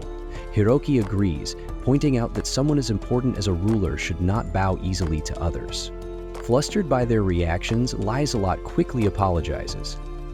After that, Hiroki acknowledges Haruto's good manners and grants him permission to join their journey. As always, Rio is simply honored to be given such an opportunity. While this is happening, Latifa is teaching the Japanese students the language of straw. After finishing the lesson, she compliments her students on their rapid progress. Misato, excited by the praise, proudly calls himself a prodigy. His sister Aki quickly bursts his bubble, reminding him that their excellent teacher deserves the credit. When Misato is called away to fish, he eagerly leaves the table without hesitation. Aki tries to remind him about his spiritual arts training, but Misato only wants to play and is already neglecting his duties. Miharu, noticing his playful attitude, remarks that the magical artifacts they use allow him to keep up with the beast children. She notes how much fun he seems to be having. Latifa adds that using these artifacts is also beneficial for their spiritual arts practice. However, she points out that apart from Misato, the female students need to put more effort into their training. Later, during a training session supervised by Orphea, the students practice summoning water spheres. Misato manages to control the water for a reasonable amount of time, but Aki struggles. She grows frustrated, feeling something might be wrong with her. She wonders if she simply lacks talent. Seeing her discouragement, Orphea ends the session and invites the students for tea. Aki, still upset, decides to take a walk instead. As she strolls, Aki comes across two beast children pretending to cook with an empty pot. The sight brings back a fond childhood memory. She remembers playing a similar game with Haruto and Miharu. Back then, Haruto had promised her that they would always be together, but one day he was taken away. The broken promise left young Aki heartbroken and filled with despair. While wandering, Latifa notices Aki looking sad and gently encourages her to return home. Back at the house, the group enjoys a hearty meal. Sarah comments on how long Misato has been away. Seizing the moment, Aki jokes about how scared her brother was when he first arrived, but notes how much he has relaxed since then. Miharu agrees, saying she understands Misato's feelings because everything was so new and overwhelming at first. Curious, Aki asks Latifa how she and Haruto adjusted to life in the village. Latifa admits it was tough in the beginning. Orphea shares a story about how they first met Rio. At that time, Rio had been camped near the village's protective barrier, which kept humans away. They found Latifa there and mistakenly believed that Rio had kidnapped her. Using spiritual arts, they put Latifa to sleep and detained Rio. However, they later realized Rio was helping Latifa deal with her nightmares. Alma adds that they rushed to help Rio once they understood the truth. Later, Misato returns with a massive fish for dinner. The fish leaps from his hands onto the table, causing chaos and laughter. After dinner, the students practice spiritual arts again. Aki, despite her struggles, remains determined to improve. Meanwhile, Latifa and Aki share a heartfelt conversation. Latifa opens up about her past as a slave to a noble in Beltrum and how Rio freed her and brought her to the village. She expresses her gratitude for meeting Rio and her desire to support him. Aki relates to her feelings, recalling her own experiences of betrayal and loneliness before her mother remarried and she gained two brothers, Takahisa and Masato. The next morning, Aki wakes early to train. Though her progress is slow, she refuses to give up. When she returns home, Orphea surprises her by wearing a school uniform, explaining that she wanted to dress up for a special breakfast. Aki is thrilled to discover that her friends have made an apple pie using Minoru's recipe. As apple pie is one of Aki's favorites, she is deeply touched by the gesture. The group gathers to enjoy the pie, and Aki is certain Masato will love it when he wakes up. They decide to bake another pie for Haruto, and Aki lends Latifa her uniform so she can surprise him. Elsewhere in the Proxia Empire's capital of Nidgard, Emperor Nidal Proxia is informed by Lucius about troubling events in Beltrum. Lucius warns that Duke Arbor's downfall could lead to serious consequences. Arbor himself appears, revealing his plan to capture Florin Beltram to overcome the challenges ahead. The scene shifts to the kingdom of Gurk, where Lady Lizelot says goodbye to Harto. She thanks him for his company and tells him that she will send a servant to help him in the morning. After she leaves, Arya offers to show Harto around the house. Next, Harto meets Cecilia. She greets him kindly, thanks him for waiting, and asks how he is feeling. Harto tells her he is fine but needs rest. He also points out that they seem to have attracted attention in the area. He explains that Lady Lizelot has arranged for them to stay for a few days and that everything should be fine. He also mentions that he was traveling with Princess Flora from Batram and Miss Rowena, who is from one of the great families. Cecilia asks if these people noticed anything strange about him. Harto admits that Princess Flora might have sensed something because she is very perceptive. However, he took precautions by changing his hair color, so he believes there is no reason to worry. Cecilia then asks if Amanda should stay behind, but Harto acknowledges that there are risks. He stresses that it is important to build a good relationship with Lady Lizelot, especially since he may be seeking the hero of Galark. Making strong connections with powerful people in the kingdom could be very important. Cecilia agrees but reminds him to be careful, as Lady Lizelot is a well-known and capable person. She also promises to support him whenever needed. Later, Harto asks Cecilia if they can meet the next day so she can teach him how to behave properly in a noble society. She agrees, and the scene shifts to Lizelot, who is speaking with Gustav. Gustav praises Lizelot's servant. To ensure Harto's safety, they decide to arrange mock battles with knights to test his skills. Lizelot reflects on how Harto's first battle was much more intense than expected. She suspects the Duke sees Harto only as a symbol of power for now. The Duke joins the conversation and mentions that without Harto, they would have been overwhelmed. He recalls how Harto used the Minotaur sword to defeat enemies with ease, something that would have been impossible without controlling the cursed weapon. The Duke asks Lizelot for her opinion on Harto. Lizelot observes that Harto is an excellent swordsman, but his noble demeanor suggests there is more to him. She suspects that he might come from a fallen noble family. The Duke asks Lizelot for her opinion on Harto. This is due to the ongoing investigation into demonic activity and reports of missing adventurers. Meanwhile, two men, Alphonse and Stuart, discuss Harto while heading to a restaurant with some women. They wonder about his mysterious background but are interrupted by their instructor, who scolds them for not keeping their composure. When they arrive at the restaurant, they find that the private room they wanted to use is already taken. The scene shifts again to Harto and his companions enjoying a warm bath in their room. As they prepare to rest, they hear a commotion outside, which they realize involves some nobles. Harto steps outside to apologize for the disturbance. Alphonse and Stuart recognize him as the one who saved their group of knights earlier. They ask to use the room, and Harto agrees, saying they are almost finished with their meal. The nobles invite him to join them, but Harto politely refuses, explaining that they are tired from their journey. Alphonse begins to mock Harto, suggesting that he is only a skilled swordsman and nothing more. Stuart tries to calm him down, but Alphonse continues to act disrespectfully, ignoring the waiter's warnings. Alphonse mocks Harto for his supposed lack of noble manners and continues to provoke him. Harto remains calm and explains that although he comes from an ordinary background, he will not tolerate disrespect. When Alphonse threatens to attack, Harto quickly takes him down. Stuart tries to intervene but ends up the same way. The incident reaches Lizelot, who is displeased with the noble's arrogance. She grows concerned about how Harto might view the situation and asks her maid about his whereabouts. The maid tells her that Harto is staying at an inn, so Lizelot prepares to visit him and apologize. The next morning, Lizelot gets ready to visit Haruto. She asks her maid to make the necessary preparations for their trip. Meanwhile, Duke Uchant is upset with his son Alphonse and tells Lizelot to apologize to Haruto on his behalf.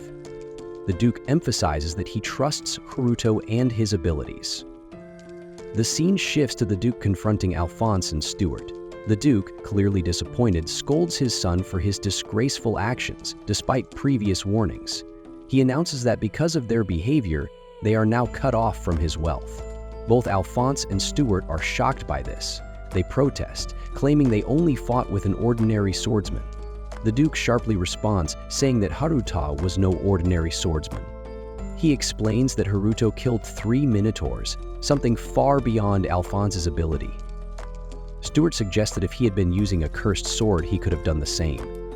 The Duke dismisses this excuse and gives them a chance to redeem themselves. He tells Alphonse that he will assist Liselot in investigating the forest west of Amandi, and after that, he will be placed under house arrest in Rodania. Alphonse reluctantly agrees, but the Duke insists that Alphonse must first apologize to Haruto. The next morning, Haruto has breakfast with Cecilia and Aisha. During the meal, Haruto suggests that Cecilia should stay with Aisha in the stone house for more comfort, but Cecilia refuses, saying she wants to stay close to him for his safety. Their conversation is interrupted when Liselot arrives. She introduces herself to Cecilia and Aisha, who greet her warmly. Haruto politely asks his companions to wait for him in their room. Liselot explains that Duke Uchant wants to apologize for the previous incident and asks Haruto if he has any requests. Haruto asks for a written letter to make sure the matter is properly resolved. Liselot agrees and invites him to the palace, asking him to bring his friends along. Haruto declines, saying they are too tired from their journey, and promises to come alone. At the palace, Haruto meets Duke Uchant. The Duke expresses his willingness to take responsibility for his son's actions and leaves the matter of how to resolve it to Liselot. Haruto agrees to let the offenders apologize. When Alphonse and Stuart come to offer their apologies, Haruto accepts, though Alphonse clearly still holds some resentment. Later, Haruto meets Princess Flora, who is happy to see him again. As they talk, Liselot praises the palace chef, and Haruto mentions the difficulties he faces when trying to recreate rice dishes from his world. The prince samples the food and is very impressed. Liselot and Haruto continue talking about his past, and he reveals that he has been traveling alone since he was 11 after losing his parents. When asked why he travels alone, Haruto explains that he wants to connect with people who were close to his parents. The conversation shifts to Haruto's future.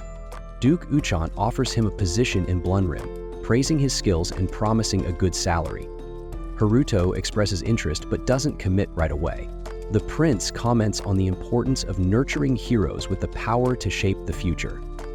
He also mentions that a female hero, Siatsuki, from the kingdom of Yelarg, will be announced soon. Haruto is surprised to hear her name as he recognizes her as a friend of Miharu, who was also looking for her. As the meeting ends, Liselot mentions an invitation from Prince Hiraki, but Haruto finds the idea of being paired with a fake hero somewhat annoying. The Duke reassures him that a hero from Centisnella will also be attending the event, highlighting how important it is. The scene then shifts to a forest where knights are preparing for their mission. One of the knights complains about having to protect common people, but he is interrupted by a mysterious man who tells them that the forest is now free of demons. Early in the morning, Mai Haru is practicing water magic in the garden. Her mind occasionally wanders to thoughts of Haruto, but she quickly refocuses, determined to master her skills. Her friends soon arrive and encourage her, praising her dedication and cheerful spirit. Touched by their support, Mai Haru thanks them sincerely and explains her motivation. While they enjoy peace, Haruto works tirelessly to protect everyone. She doesn't want to become a burden to him and is committed to improving herself.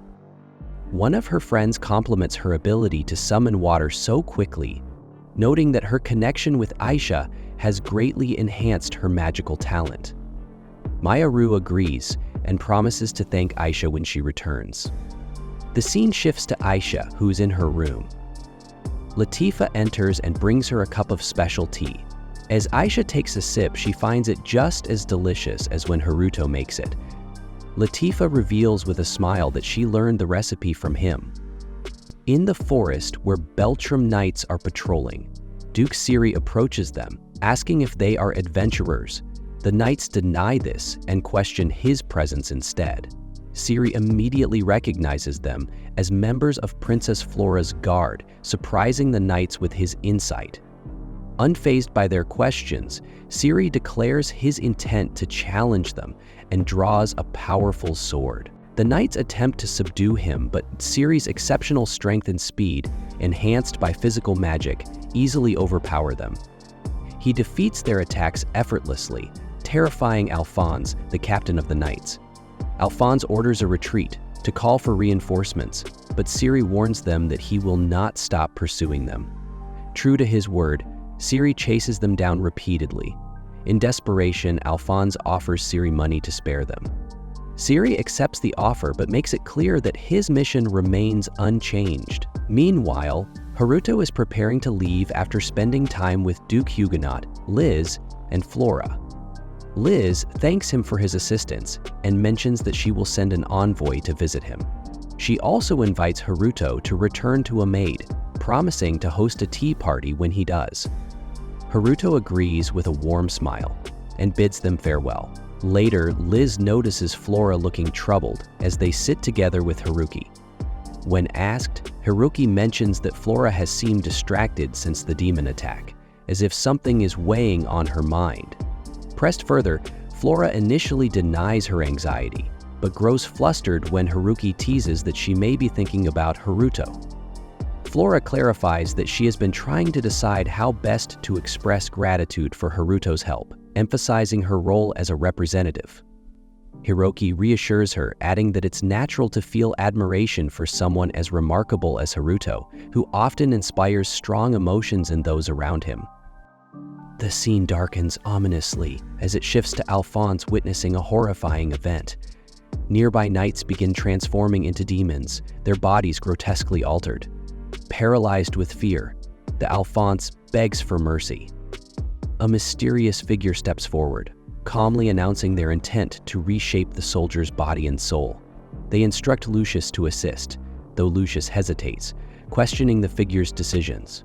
Unyielding, the figure explains that they have no choice but to use a gem to enhance their strength.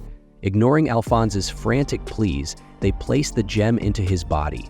A blinding beam of light erupts, and an ominous glow appears in Alphonse's eyes, signaling the start of a terrifying transformation. The scene shifts back to the castle, where Duke Huguenot is discussing the situation with a guard. He notes with concern that the search team has not yet returned, suggesting that the demons in the forest might be more numerous or more powerful than they had anticipated. To address this, he orders the guard to take action and considers deploying advanced military units if needed.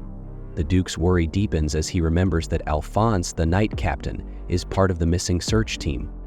Meanwhile, Princess Flora sits alone, lost in thought. She questions her earlier behavior, wondering if she acted oddly. Her mind drifts to Haruto, and she begins to suspect that he might actually be Master Ryo, the hero who once saved her, despite his different name and appearance. Guilt gnaws at her as she recalls her past actions, which she believes were unforgivable. Elsewhere in the castle, Lizelot meets with Duke Huguenot to apologize for not sending her troops earlier. Huguenot reassures her, explaining that it was his decision to deploy the standard search team of knights. However, he admits they may need to rethink their strategy as the team's fate remains uncertain. Lizelot agrees and proposes sending another team at sunrise. She mentions that some demons escaped into the forest and warns that minotaurs might still be lurking. Huguenot adds that even stronger demons could be out there, and Liz nods, reflecting that the previous battle didn't seem to eliminate the entire threat. Liz suggests involving Arya in the investigation and equipping skilled soldiers and servants with cursed swords for extra protection. Huguenot offers to send his knights, but Liz declines, cautioning against risking more of his forces. When Huguenot proposes seeking Haruto's help again, Liz hesitates. While she acknowledges Haruto's capability, she points out that he is a civilian with someone to protect and should not be unnecessarily involved. They ultimately decide to hire adventurers instead, as the threat of minotaurs attacking Amadeus grows more likely.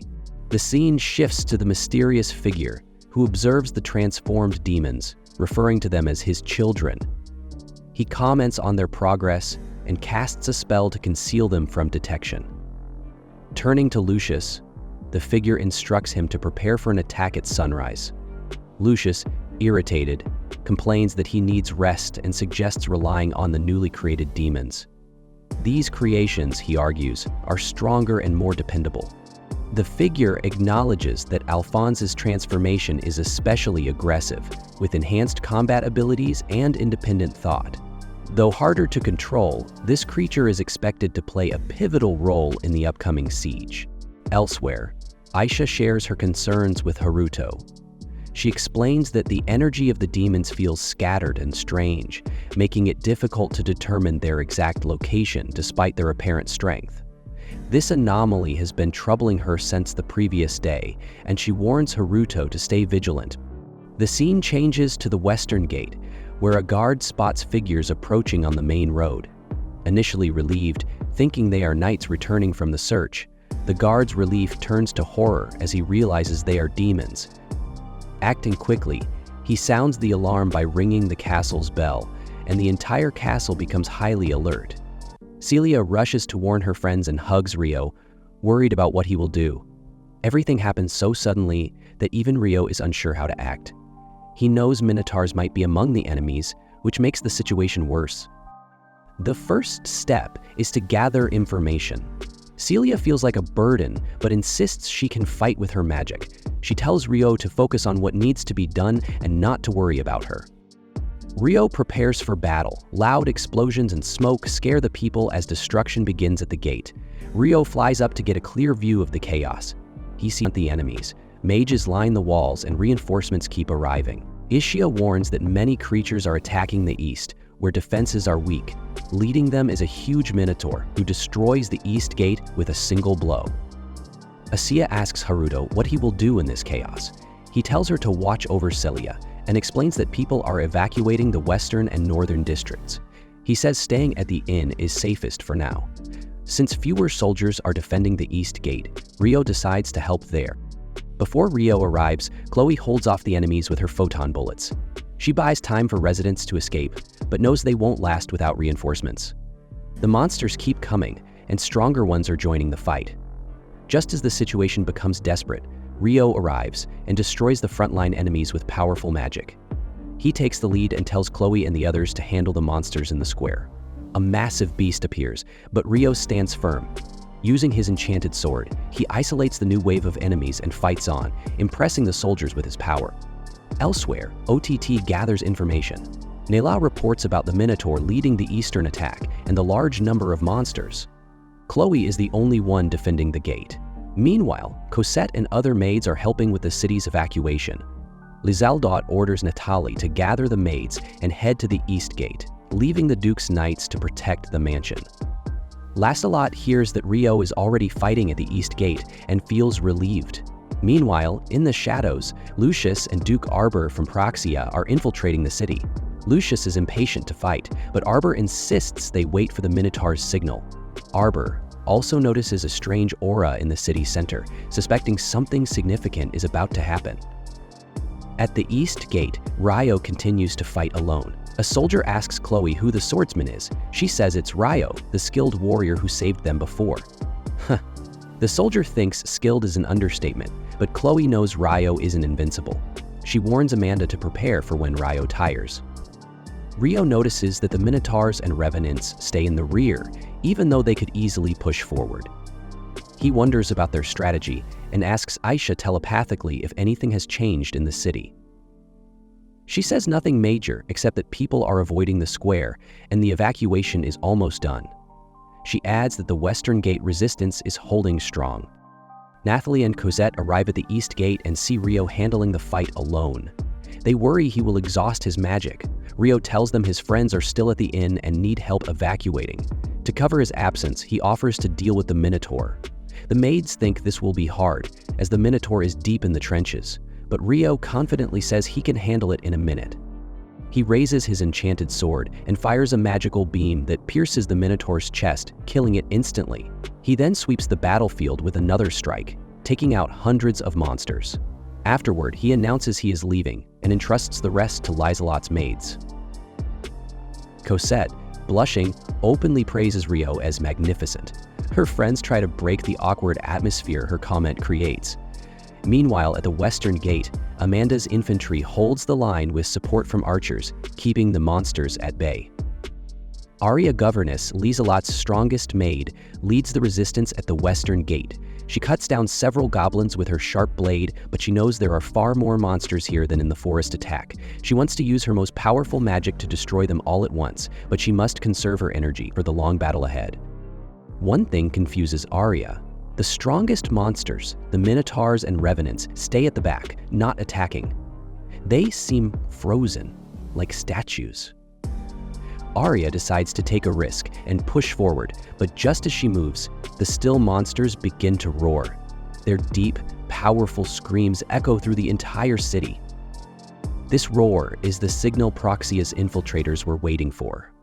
Lucius seems relaxed, like he's enjoying a break, but Arbor urges him to move quickly. Arbor warns that the monsters might be killed before they get their chance. Before leaving, Arbor turns to Alphonse, a special revenant, and tells him he is their greatest hope. Alphonse confidently promises he won't fail. The powerful monsters finally charge into the city with full force, creating chaos for the defenders. Iria orders all units to do whatever it takes to stop the attack. She decides to handle the massive Minotaur herself. Showing no fear, Iria leaps toward the monster, ready to strike its head with her sword. Meanwhile, Rio retrieves Celia and Aisha. As they return, a disguised revenant reveals himself and attacks a child. Rio steps in and defeats the monster with one swift slash. But he isn't alone. More revenants, disguised as humans, appear, spreading panic in the city. Rio moves quickly, defeating each one. After the fight, the child's mother thanks him for saving her. Chloe arrives, drawn by the noise, but finds the situation already under control. The child, Myrelle, tells Chloe that Rio is incredibly strong and saved everyone. Chloe is impressed and thanks Rio, but he is more focused on helping other areas of the city. He informs Chloe that monsters disguised as humans have entered Amond. Chloe plans to report this to Lieselot.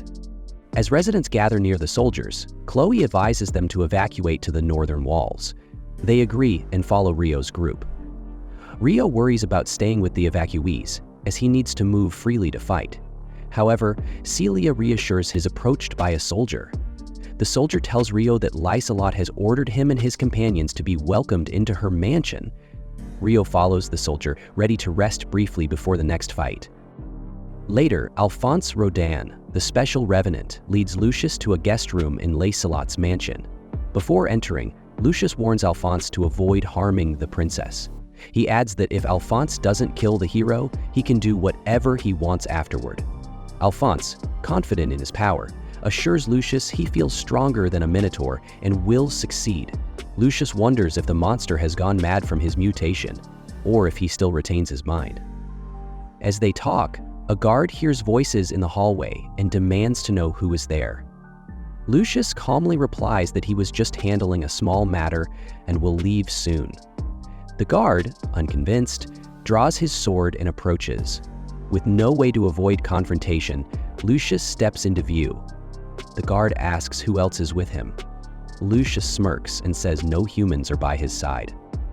Suddenly, a loud thud comes from the room. Hiroki, inside, hears the noise and alerts Duke Huguenot. The Duke orders his men to investigate. When the guards open the door, Alphonse and several revenants burst out, killing the soldiers. Alphonse lets out a booming laugh as he enters the room. The soldiers in the room prepare to fight, but Alphonse unleashes his monsters, making the situation chaotic. The Knight Captain tries to protect the VIPs, but the monsters are too strong, easily overpowering the soldiers. While the soldiers are struggling, a monster approaches Hiroaki. In a moment of panic, Hiroaki throws a sculpture at it, which, of course, does nothing. Then he remembers he has a sword. Just as he summons it, Alphonse charges at him, landing an uppercut that knocks Hiroaki out cold. Alphonse smugly admits he's been wanting to punch him for a while. Meanwhile, Huguenot, hearing the monster talk, is freaked out. Alphonse then turns to him, saying he's next on the list, and promises a painful death. Panicking, Huguenot copies Hiroaki, throwing a mirror at Alphonse, but Alphonse casually catches it and punches him in the stomach. Stuart tries to save his father, but is restrained by a monster. The knight captain and other soldiers are also pinned down. Stuart finally breaks free, but gets knocked over when Alphonse throws the duke at him. Amidst the chaos, Rona realizes there's no winning this fight. Acting selflessly, she tells Flora to run while she creates a distraction. Flora protests, but Rona insists it's their only chance. The knight captain finally manages to free himself and attacks Alphonse, but Alphonse easily blocks the strike. One soldier even cuts off a monster's hand, but the monster just laughs as if it's a joke. Taking advantage of the distraction, Rona and Flora make their way to the gate. A voice outside calls for Princess Flora. Rona hands her over to the person, asking them to keep her safe, and then closes the door. The man outside turns out to be Lucius, who drags Flora away despite her protests. She begs to go back to help Rona and the others, but Lucius tells her it's pointless. No help will arrive in time since the monsters inside are enhanced revenants. Shocked, Flora asks who he is. Lucius reveals that he's not one of their soldiers, and admits he's there to kidnap her. But he laments how boring it is to sneak her away like this. He gleefully imagines how Rona will feel when she realizes Flora was taken because of her. She doesn't stand a chance against Flora. She has what it takes. Meanwhile, outside the mansion, Rio and his party notice citizens gathering in the state. Aisha senses monsters inside the mansion, interrupting their conversation. Lysalot joins them, relieved they're safe, and thanks Rio for holding off the monsters at the east gate. Rio humbly credits the soldiers for the success, and Lysalot offers to guide them to safety. However, Rio questions if there are monsters in the mansion. Lysalot assures him there haven't been any reports, and wonders why he's concerned. Rio points to an area of the mansion that feels off, and Lysalot reveals it's where the princess and hero were evacuated. Despite her confidence, she sends someone to check. Soraya looks crushed after hearing Lucius's threats, and Lucius, he loves her despair. Right then, Rice shows up, clearly annoyed but calm, saying, "Hurry up, man. The human-faced spirit just arrived at the mansion." Lucius immediately understands, picks up Flora like luggage, and coldly warns her that if she screams, he'll cut off her feet. Rice, watching Lucius, thinks, this guy is more beast than man, as Lucius walks away, his interest now shifting to chasing his twisted form of pleasure. Lucius says, meanwhile, inside the mansion, Rona is blasting photon bullets at the monsters, but it's like trying to fight a tank with a slingshot. The monsters shrug it off and lunge at her. Just in time, the knight captain steps in with a swing of his sword, but the monster dodges with ease. Hiroaki wakes up, furious about being knocked out earlier. Alphonse notices and thinks, tougher than I gave him credit for. Hiroaki decides it's hero time, slicing through the monsters in front of him in a flash. However, when Rona is in danger again, Hiroaki leaps to her rescue, taking down more monsters with one sweeping strike. Feeling unstoppable, Hiroaki turns his attention to Alphonse. With a water magic-infused sword strike, he slashes at him so hard that it blows a hole in the mansion wall. People outside the mansion see the damage and think, what's going on in there? But Alphonse dodges and flees the room. Hiroaki tries to chase him, only to be knocked out from behind by Rice. "Can't have you awaken your powers just yet," Rice mutters. Rice orders Alphonse to head outside, hinting at some interesting prey waiting for him. Alphonse obeys, but Rice can't help but think, this guy's far from a perfect revenant. Using magic, Rice summons more ghouls, who pour into the mansion through the hole Hiroaki created.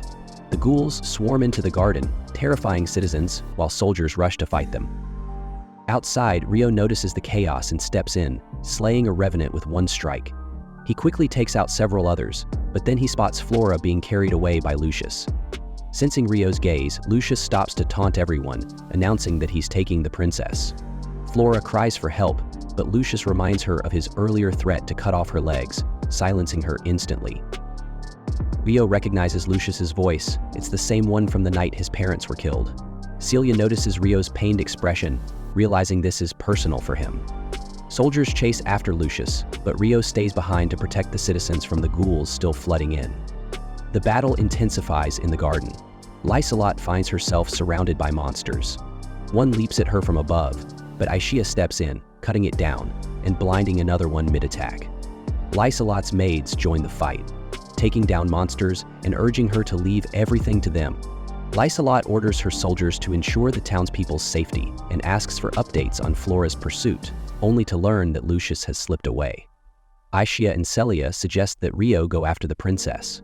Celia, noticing Rio's inner turmoil, tells him to focus on what he needs to do. To reassure him, she uses her earth magic to trap a group of monsters in a prison, showing she can handle herself. Rio finally agrees and entrusts Aishia with protecting the citizens. Before leaving, he promises Lysolot that he will save Flora.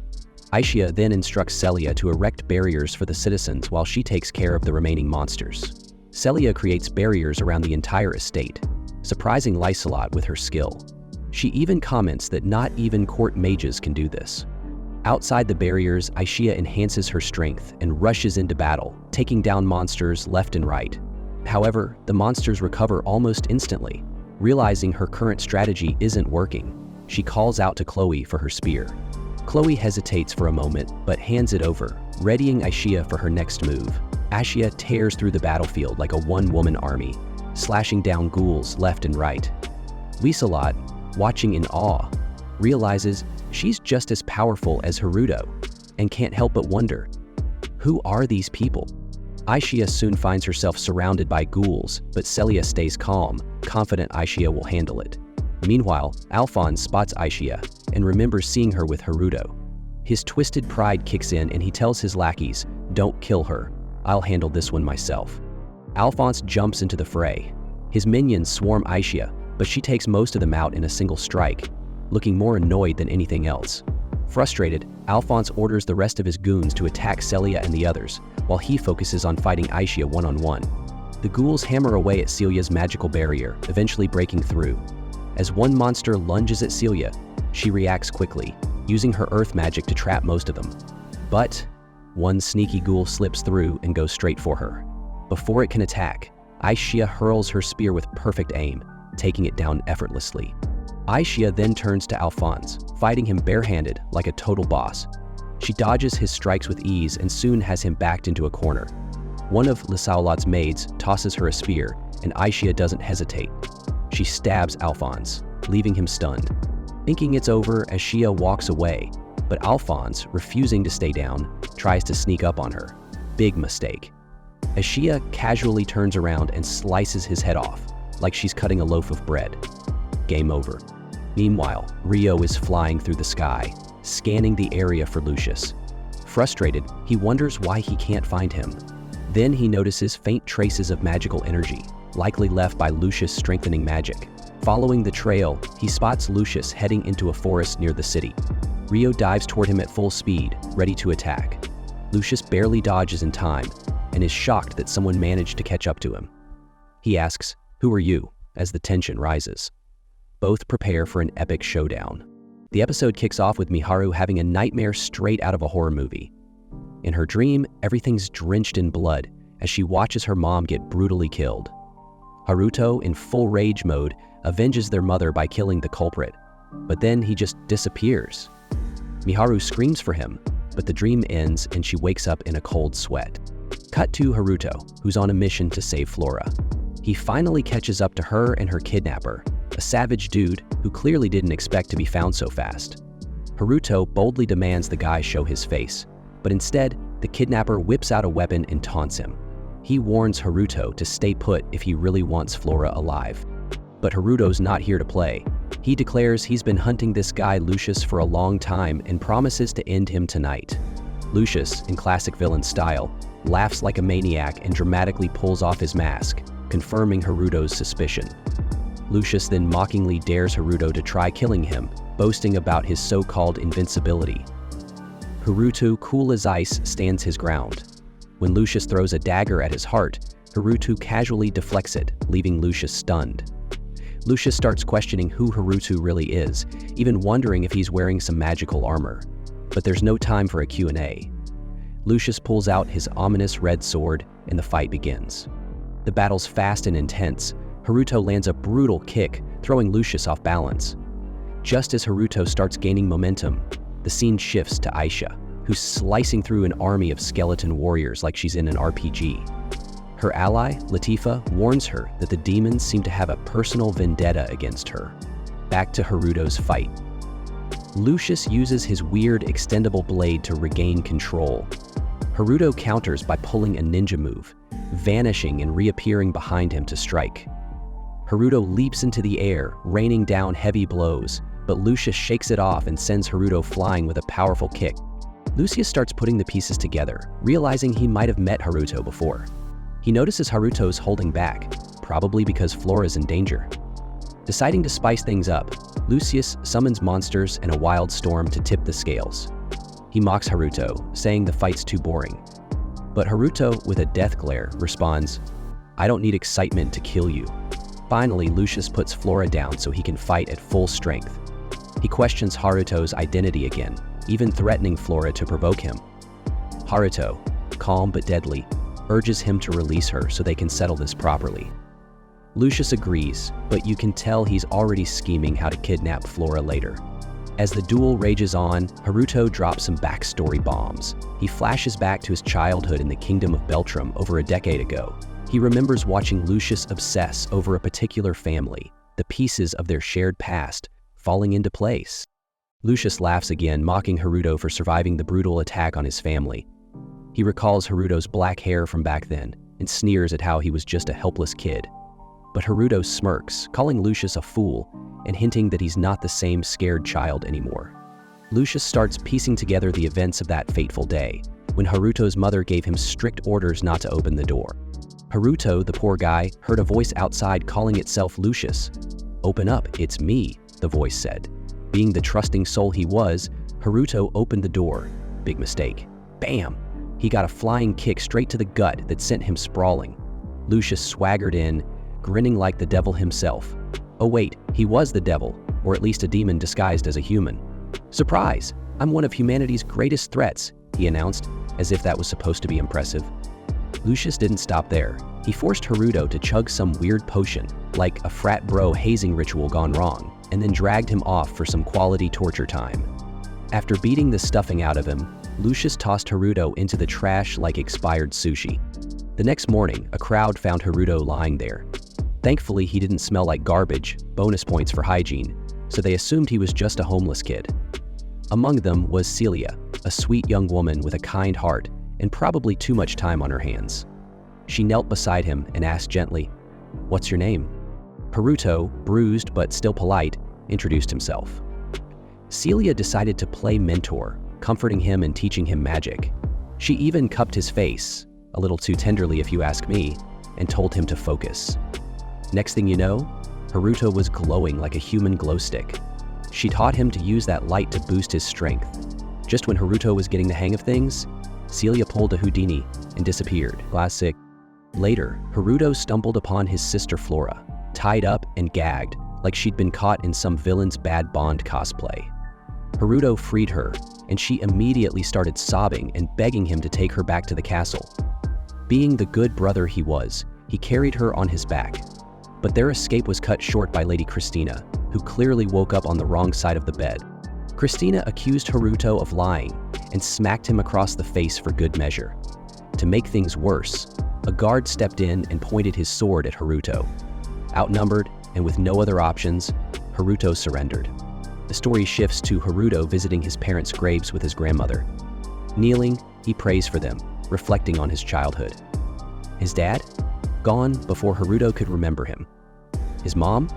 The sweetest woman ever, always smiling, even though life dealt her a bad hand. Despite their struggles, Haruto recalls their happy times together. Until his mom passed away when he was just 5. His grandparents, not ones to shy away from tough conversations, pressured Haruto to spill the details about his mom's death. Though reluctant, Haruto finally opened up, sharing his painful memories. Back in the present, Haruto is fired up. "I've survived for one reason," he declares, to kill Lucius. Lucius, the smug jerk, couldn't look happier. "Destroying lives is my favorite hobby," he says with a grin that makes you want to punch him through the screen. "And you're exactly what I hoped you'd become." But Haruto's not fazed. "You're still the same disgusting creature I always knew you were," he snaps. Lucius, being the insufferable demon he is, starts mocking Haruto about his late mother. "Such a sweet lady," he sneers. "Always so kind, even when she was about to die, trying to protect your sorry self." He doesn't stop there. Oh no, he digs deeper, calling Haruto a foolish little boy who's barely grown up.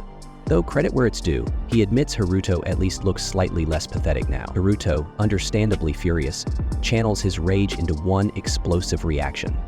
Before Lucius can even finish his monologue, Haruto is already on him.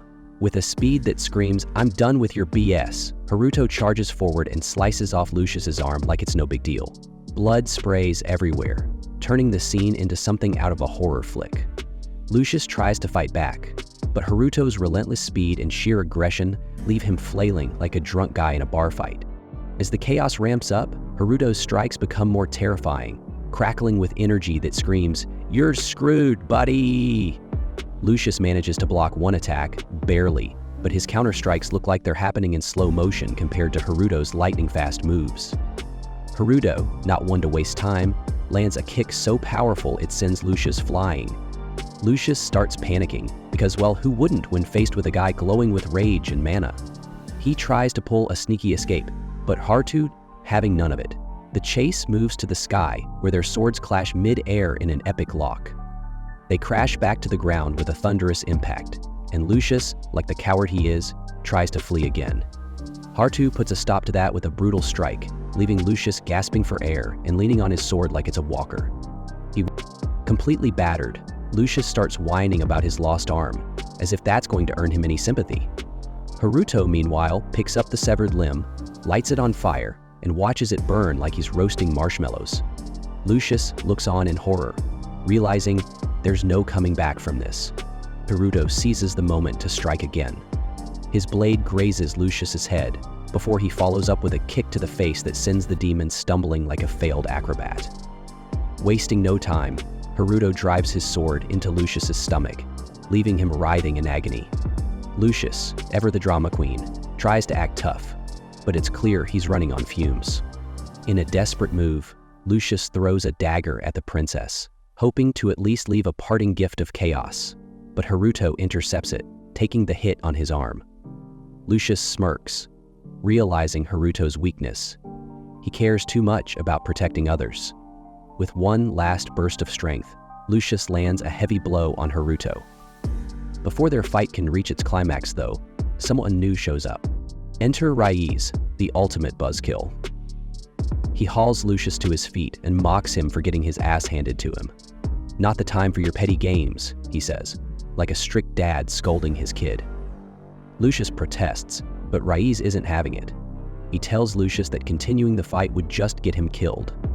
Because apparently, all those fancy demon enhancements have an expiration date. Dragging Lucius along, Raiz throws a parting threat Haruto's way, promising tougher challenges in the future. Haruto, of course, tries to stop them, but Raiz smugly declares that escaping is child's play. Meanwhile, Haruto's friends are busy fighting off monstrous beasts when things take an even crazier turn. A giant bird-like creature appears in the sky and unleashes a fiery attack, setting the entire forest ablaze. The flames spread rapidly, threatening everyone caught in their path. As the inferno engulfs the area, Haruto's friends watch helplessly, praying for his safety and for the princess to make it out alive. And that's where we leave it, folks. Will Haruto save the day, or will the fire consume everything in its path? Find out in the next episode. Don't forget to subscribe and hit that notification bell, because you do not want to miss what happens next. Back at the castle, Celia hurriedly dispelled her magic barrier. Thankfully, Ashia calmed her nerves with the reassuring news that Haruto was perfectly fine. Meanwhile, Flora was having her "I knew it" moment. Her suspicions were confirmed. Haruto was, in fact, Rio. The realization hit her like a ton of bricks, and guilt from the past bubbled up. She mustered the courage to apologize to Haruto for an incident at school when he was falsely accused, and she had stayed silent. Haruto, in his usual stoic style, brushed it off, saying he bore no grudge, but he had one simple request. Flora should forget she ever knew Rio. In other words, let's pretend this conversation never happened. With everything settling down, Haruto decided it was time to head back to the mansion. Liselot, grateful beyond words, thanked Aha and Celia for their help, noting that their intervention had saved countless lives.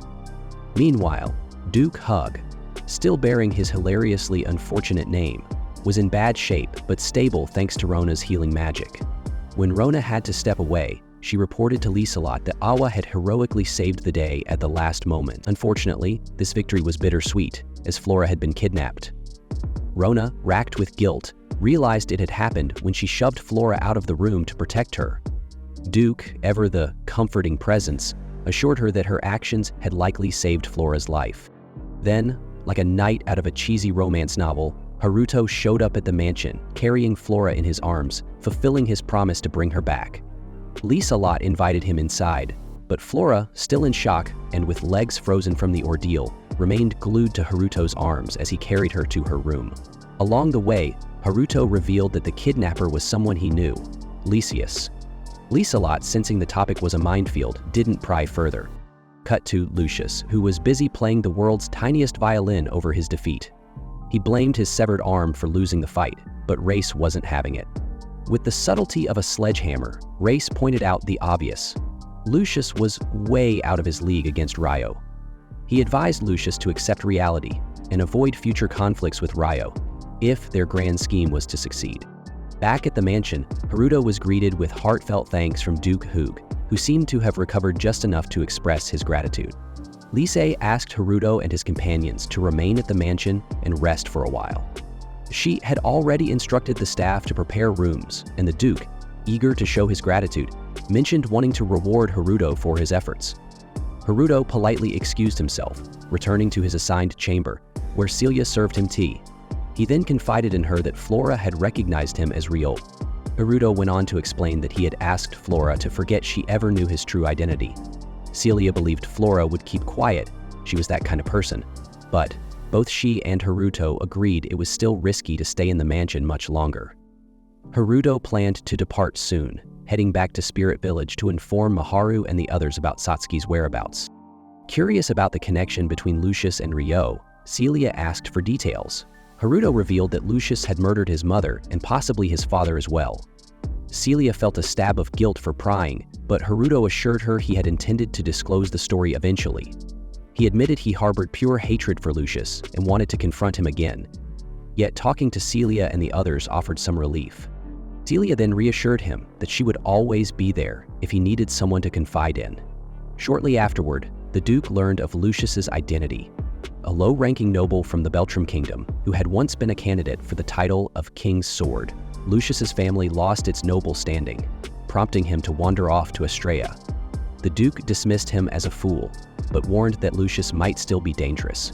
Another name came up, Res. The Duke recalled a member of a ducal house with shadowy ties to the Proxy Empire who went by the same name. He noted it might be a coincidence. No one had seen the culprit's face clearly.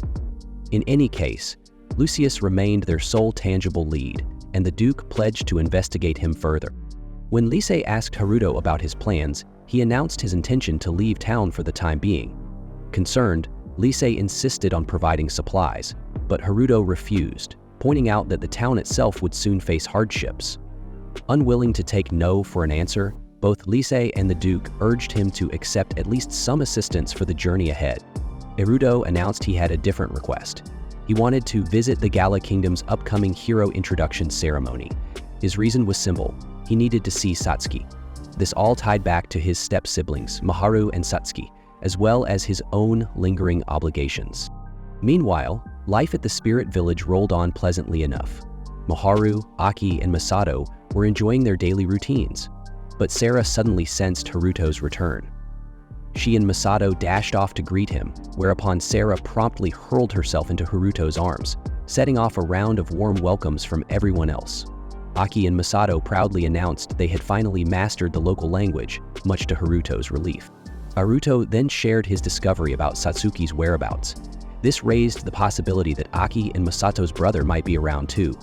Meeting him would have to wait, though, until the hero gathering in Galaric, which was scheduled for the following month. Maharu, overjoyed to see Haruto safe and sound, remembered a peculiar dream she once had. Startled by the memory, she nearly caused a cooking mishap, but she quickly cheered herself up and brought the food to everyone. With this, Season 2 of this anime comes to an end. Thanks for watching.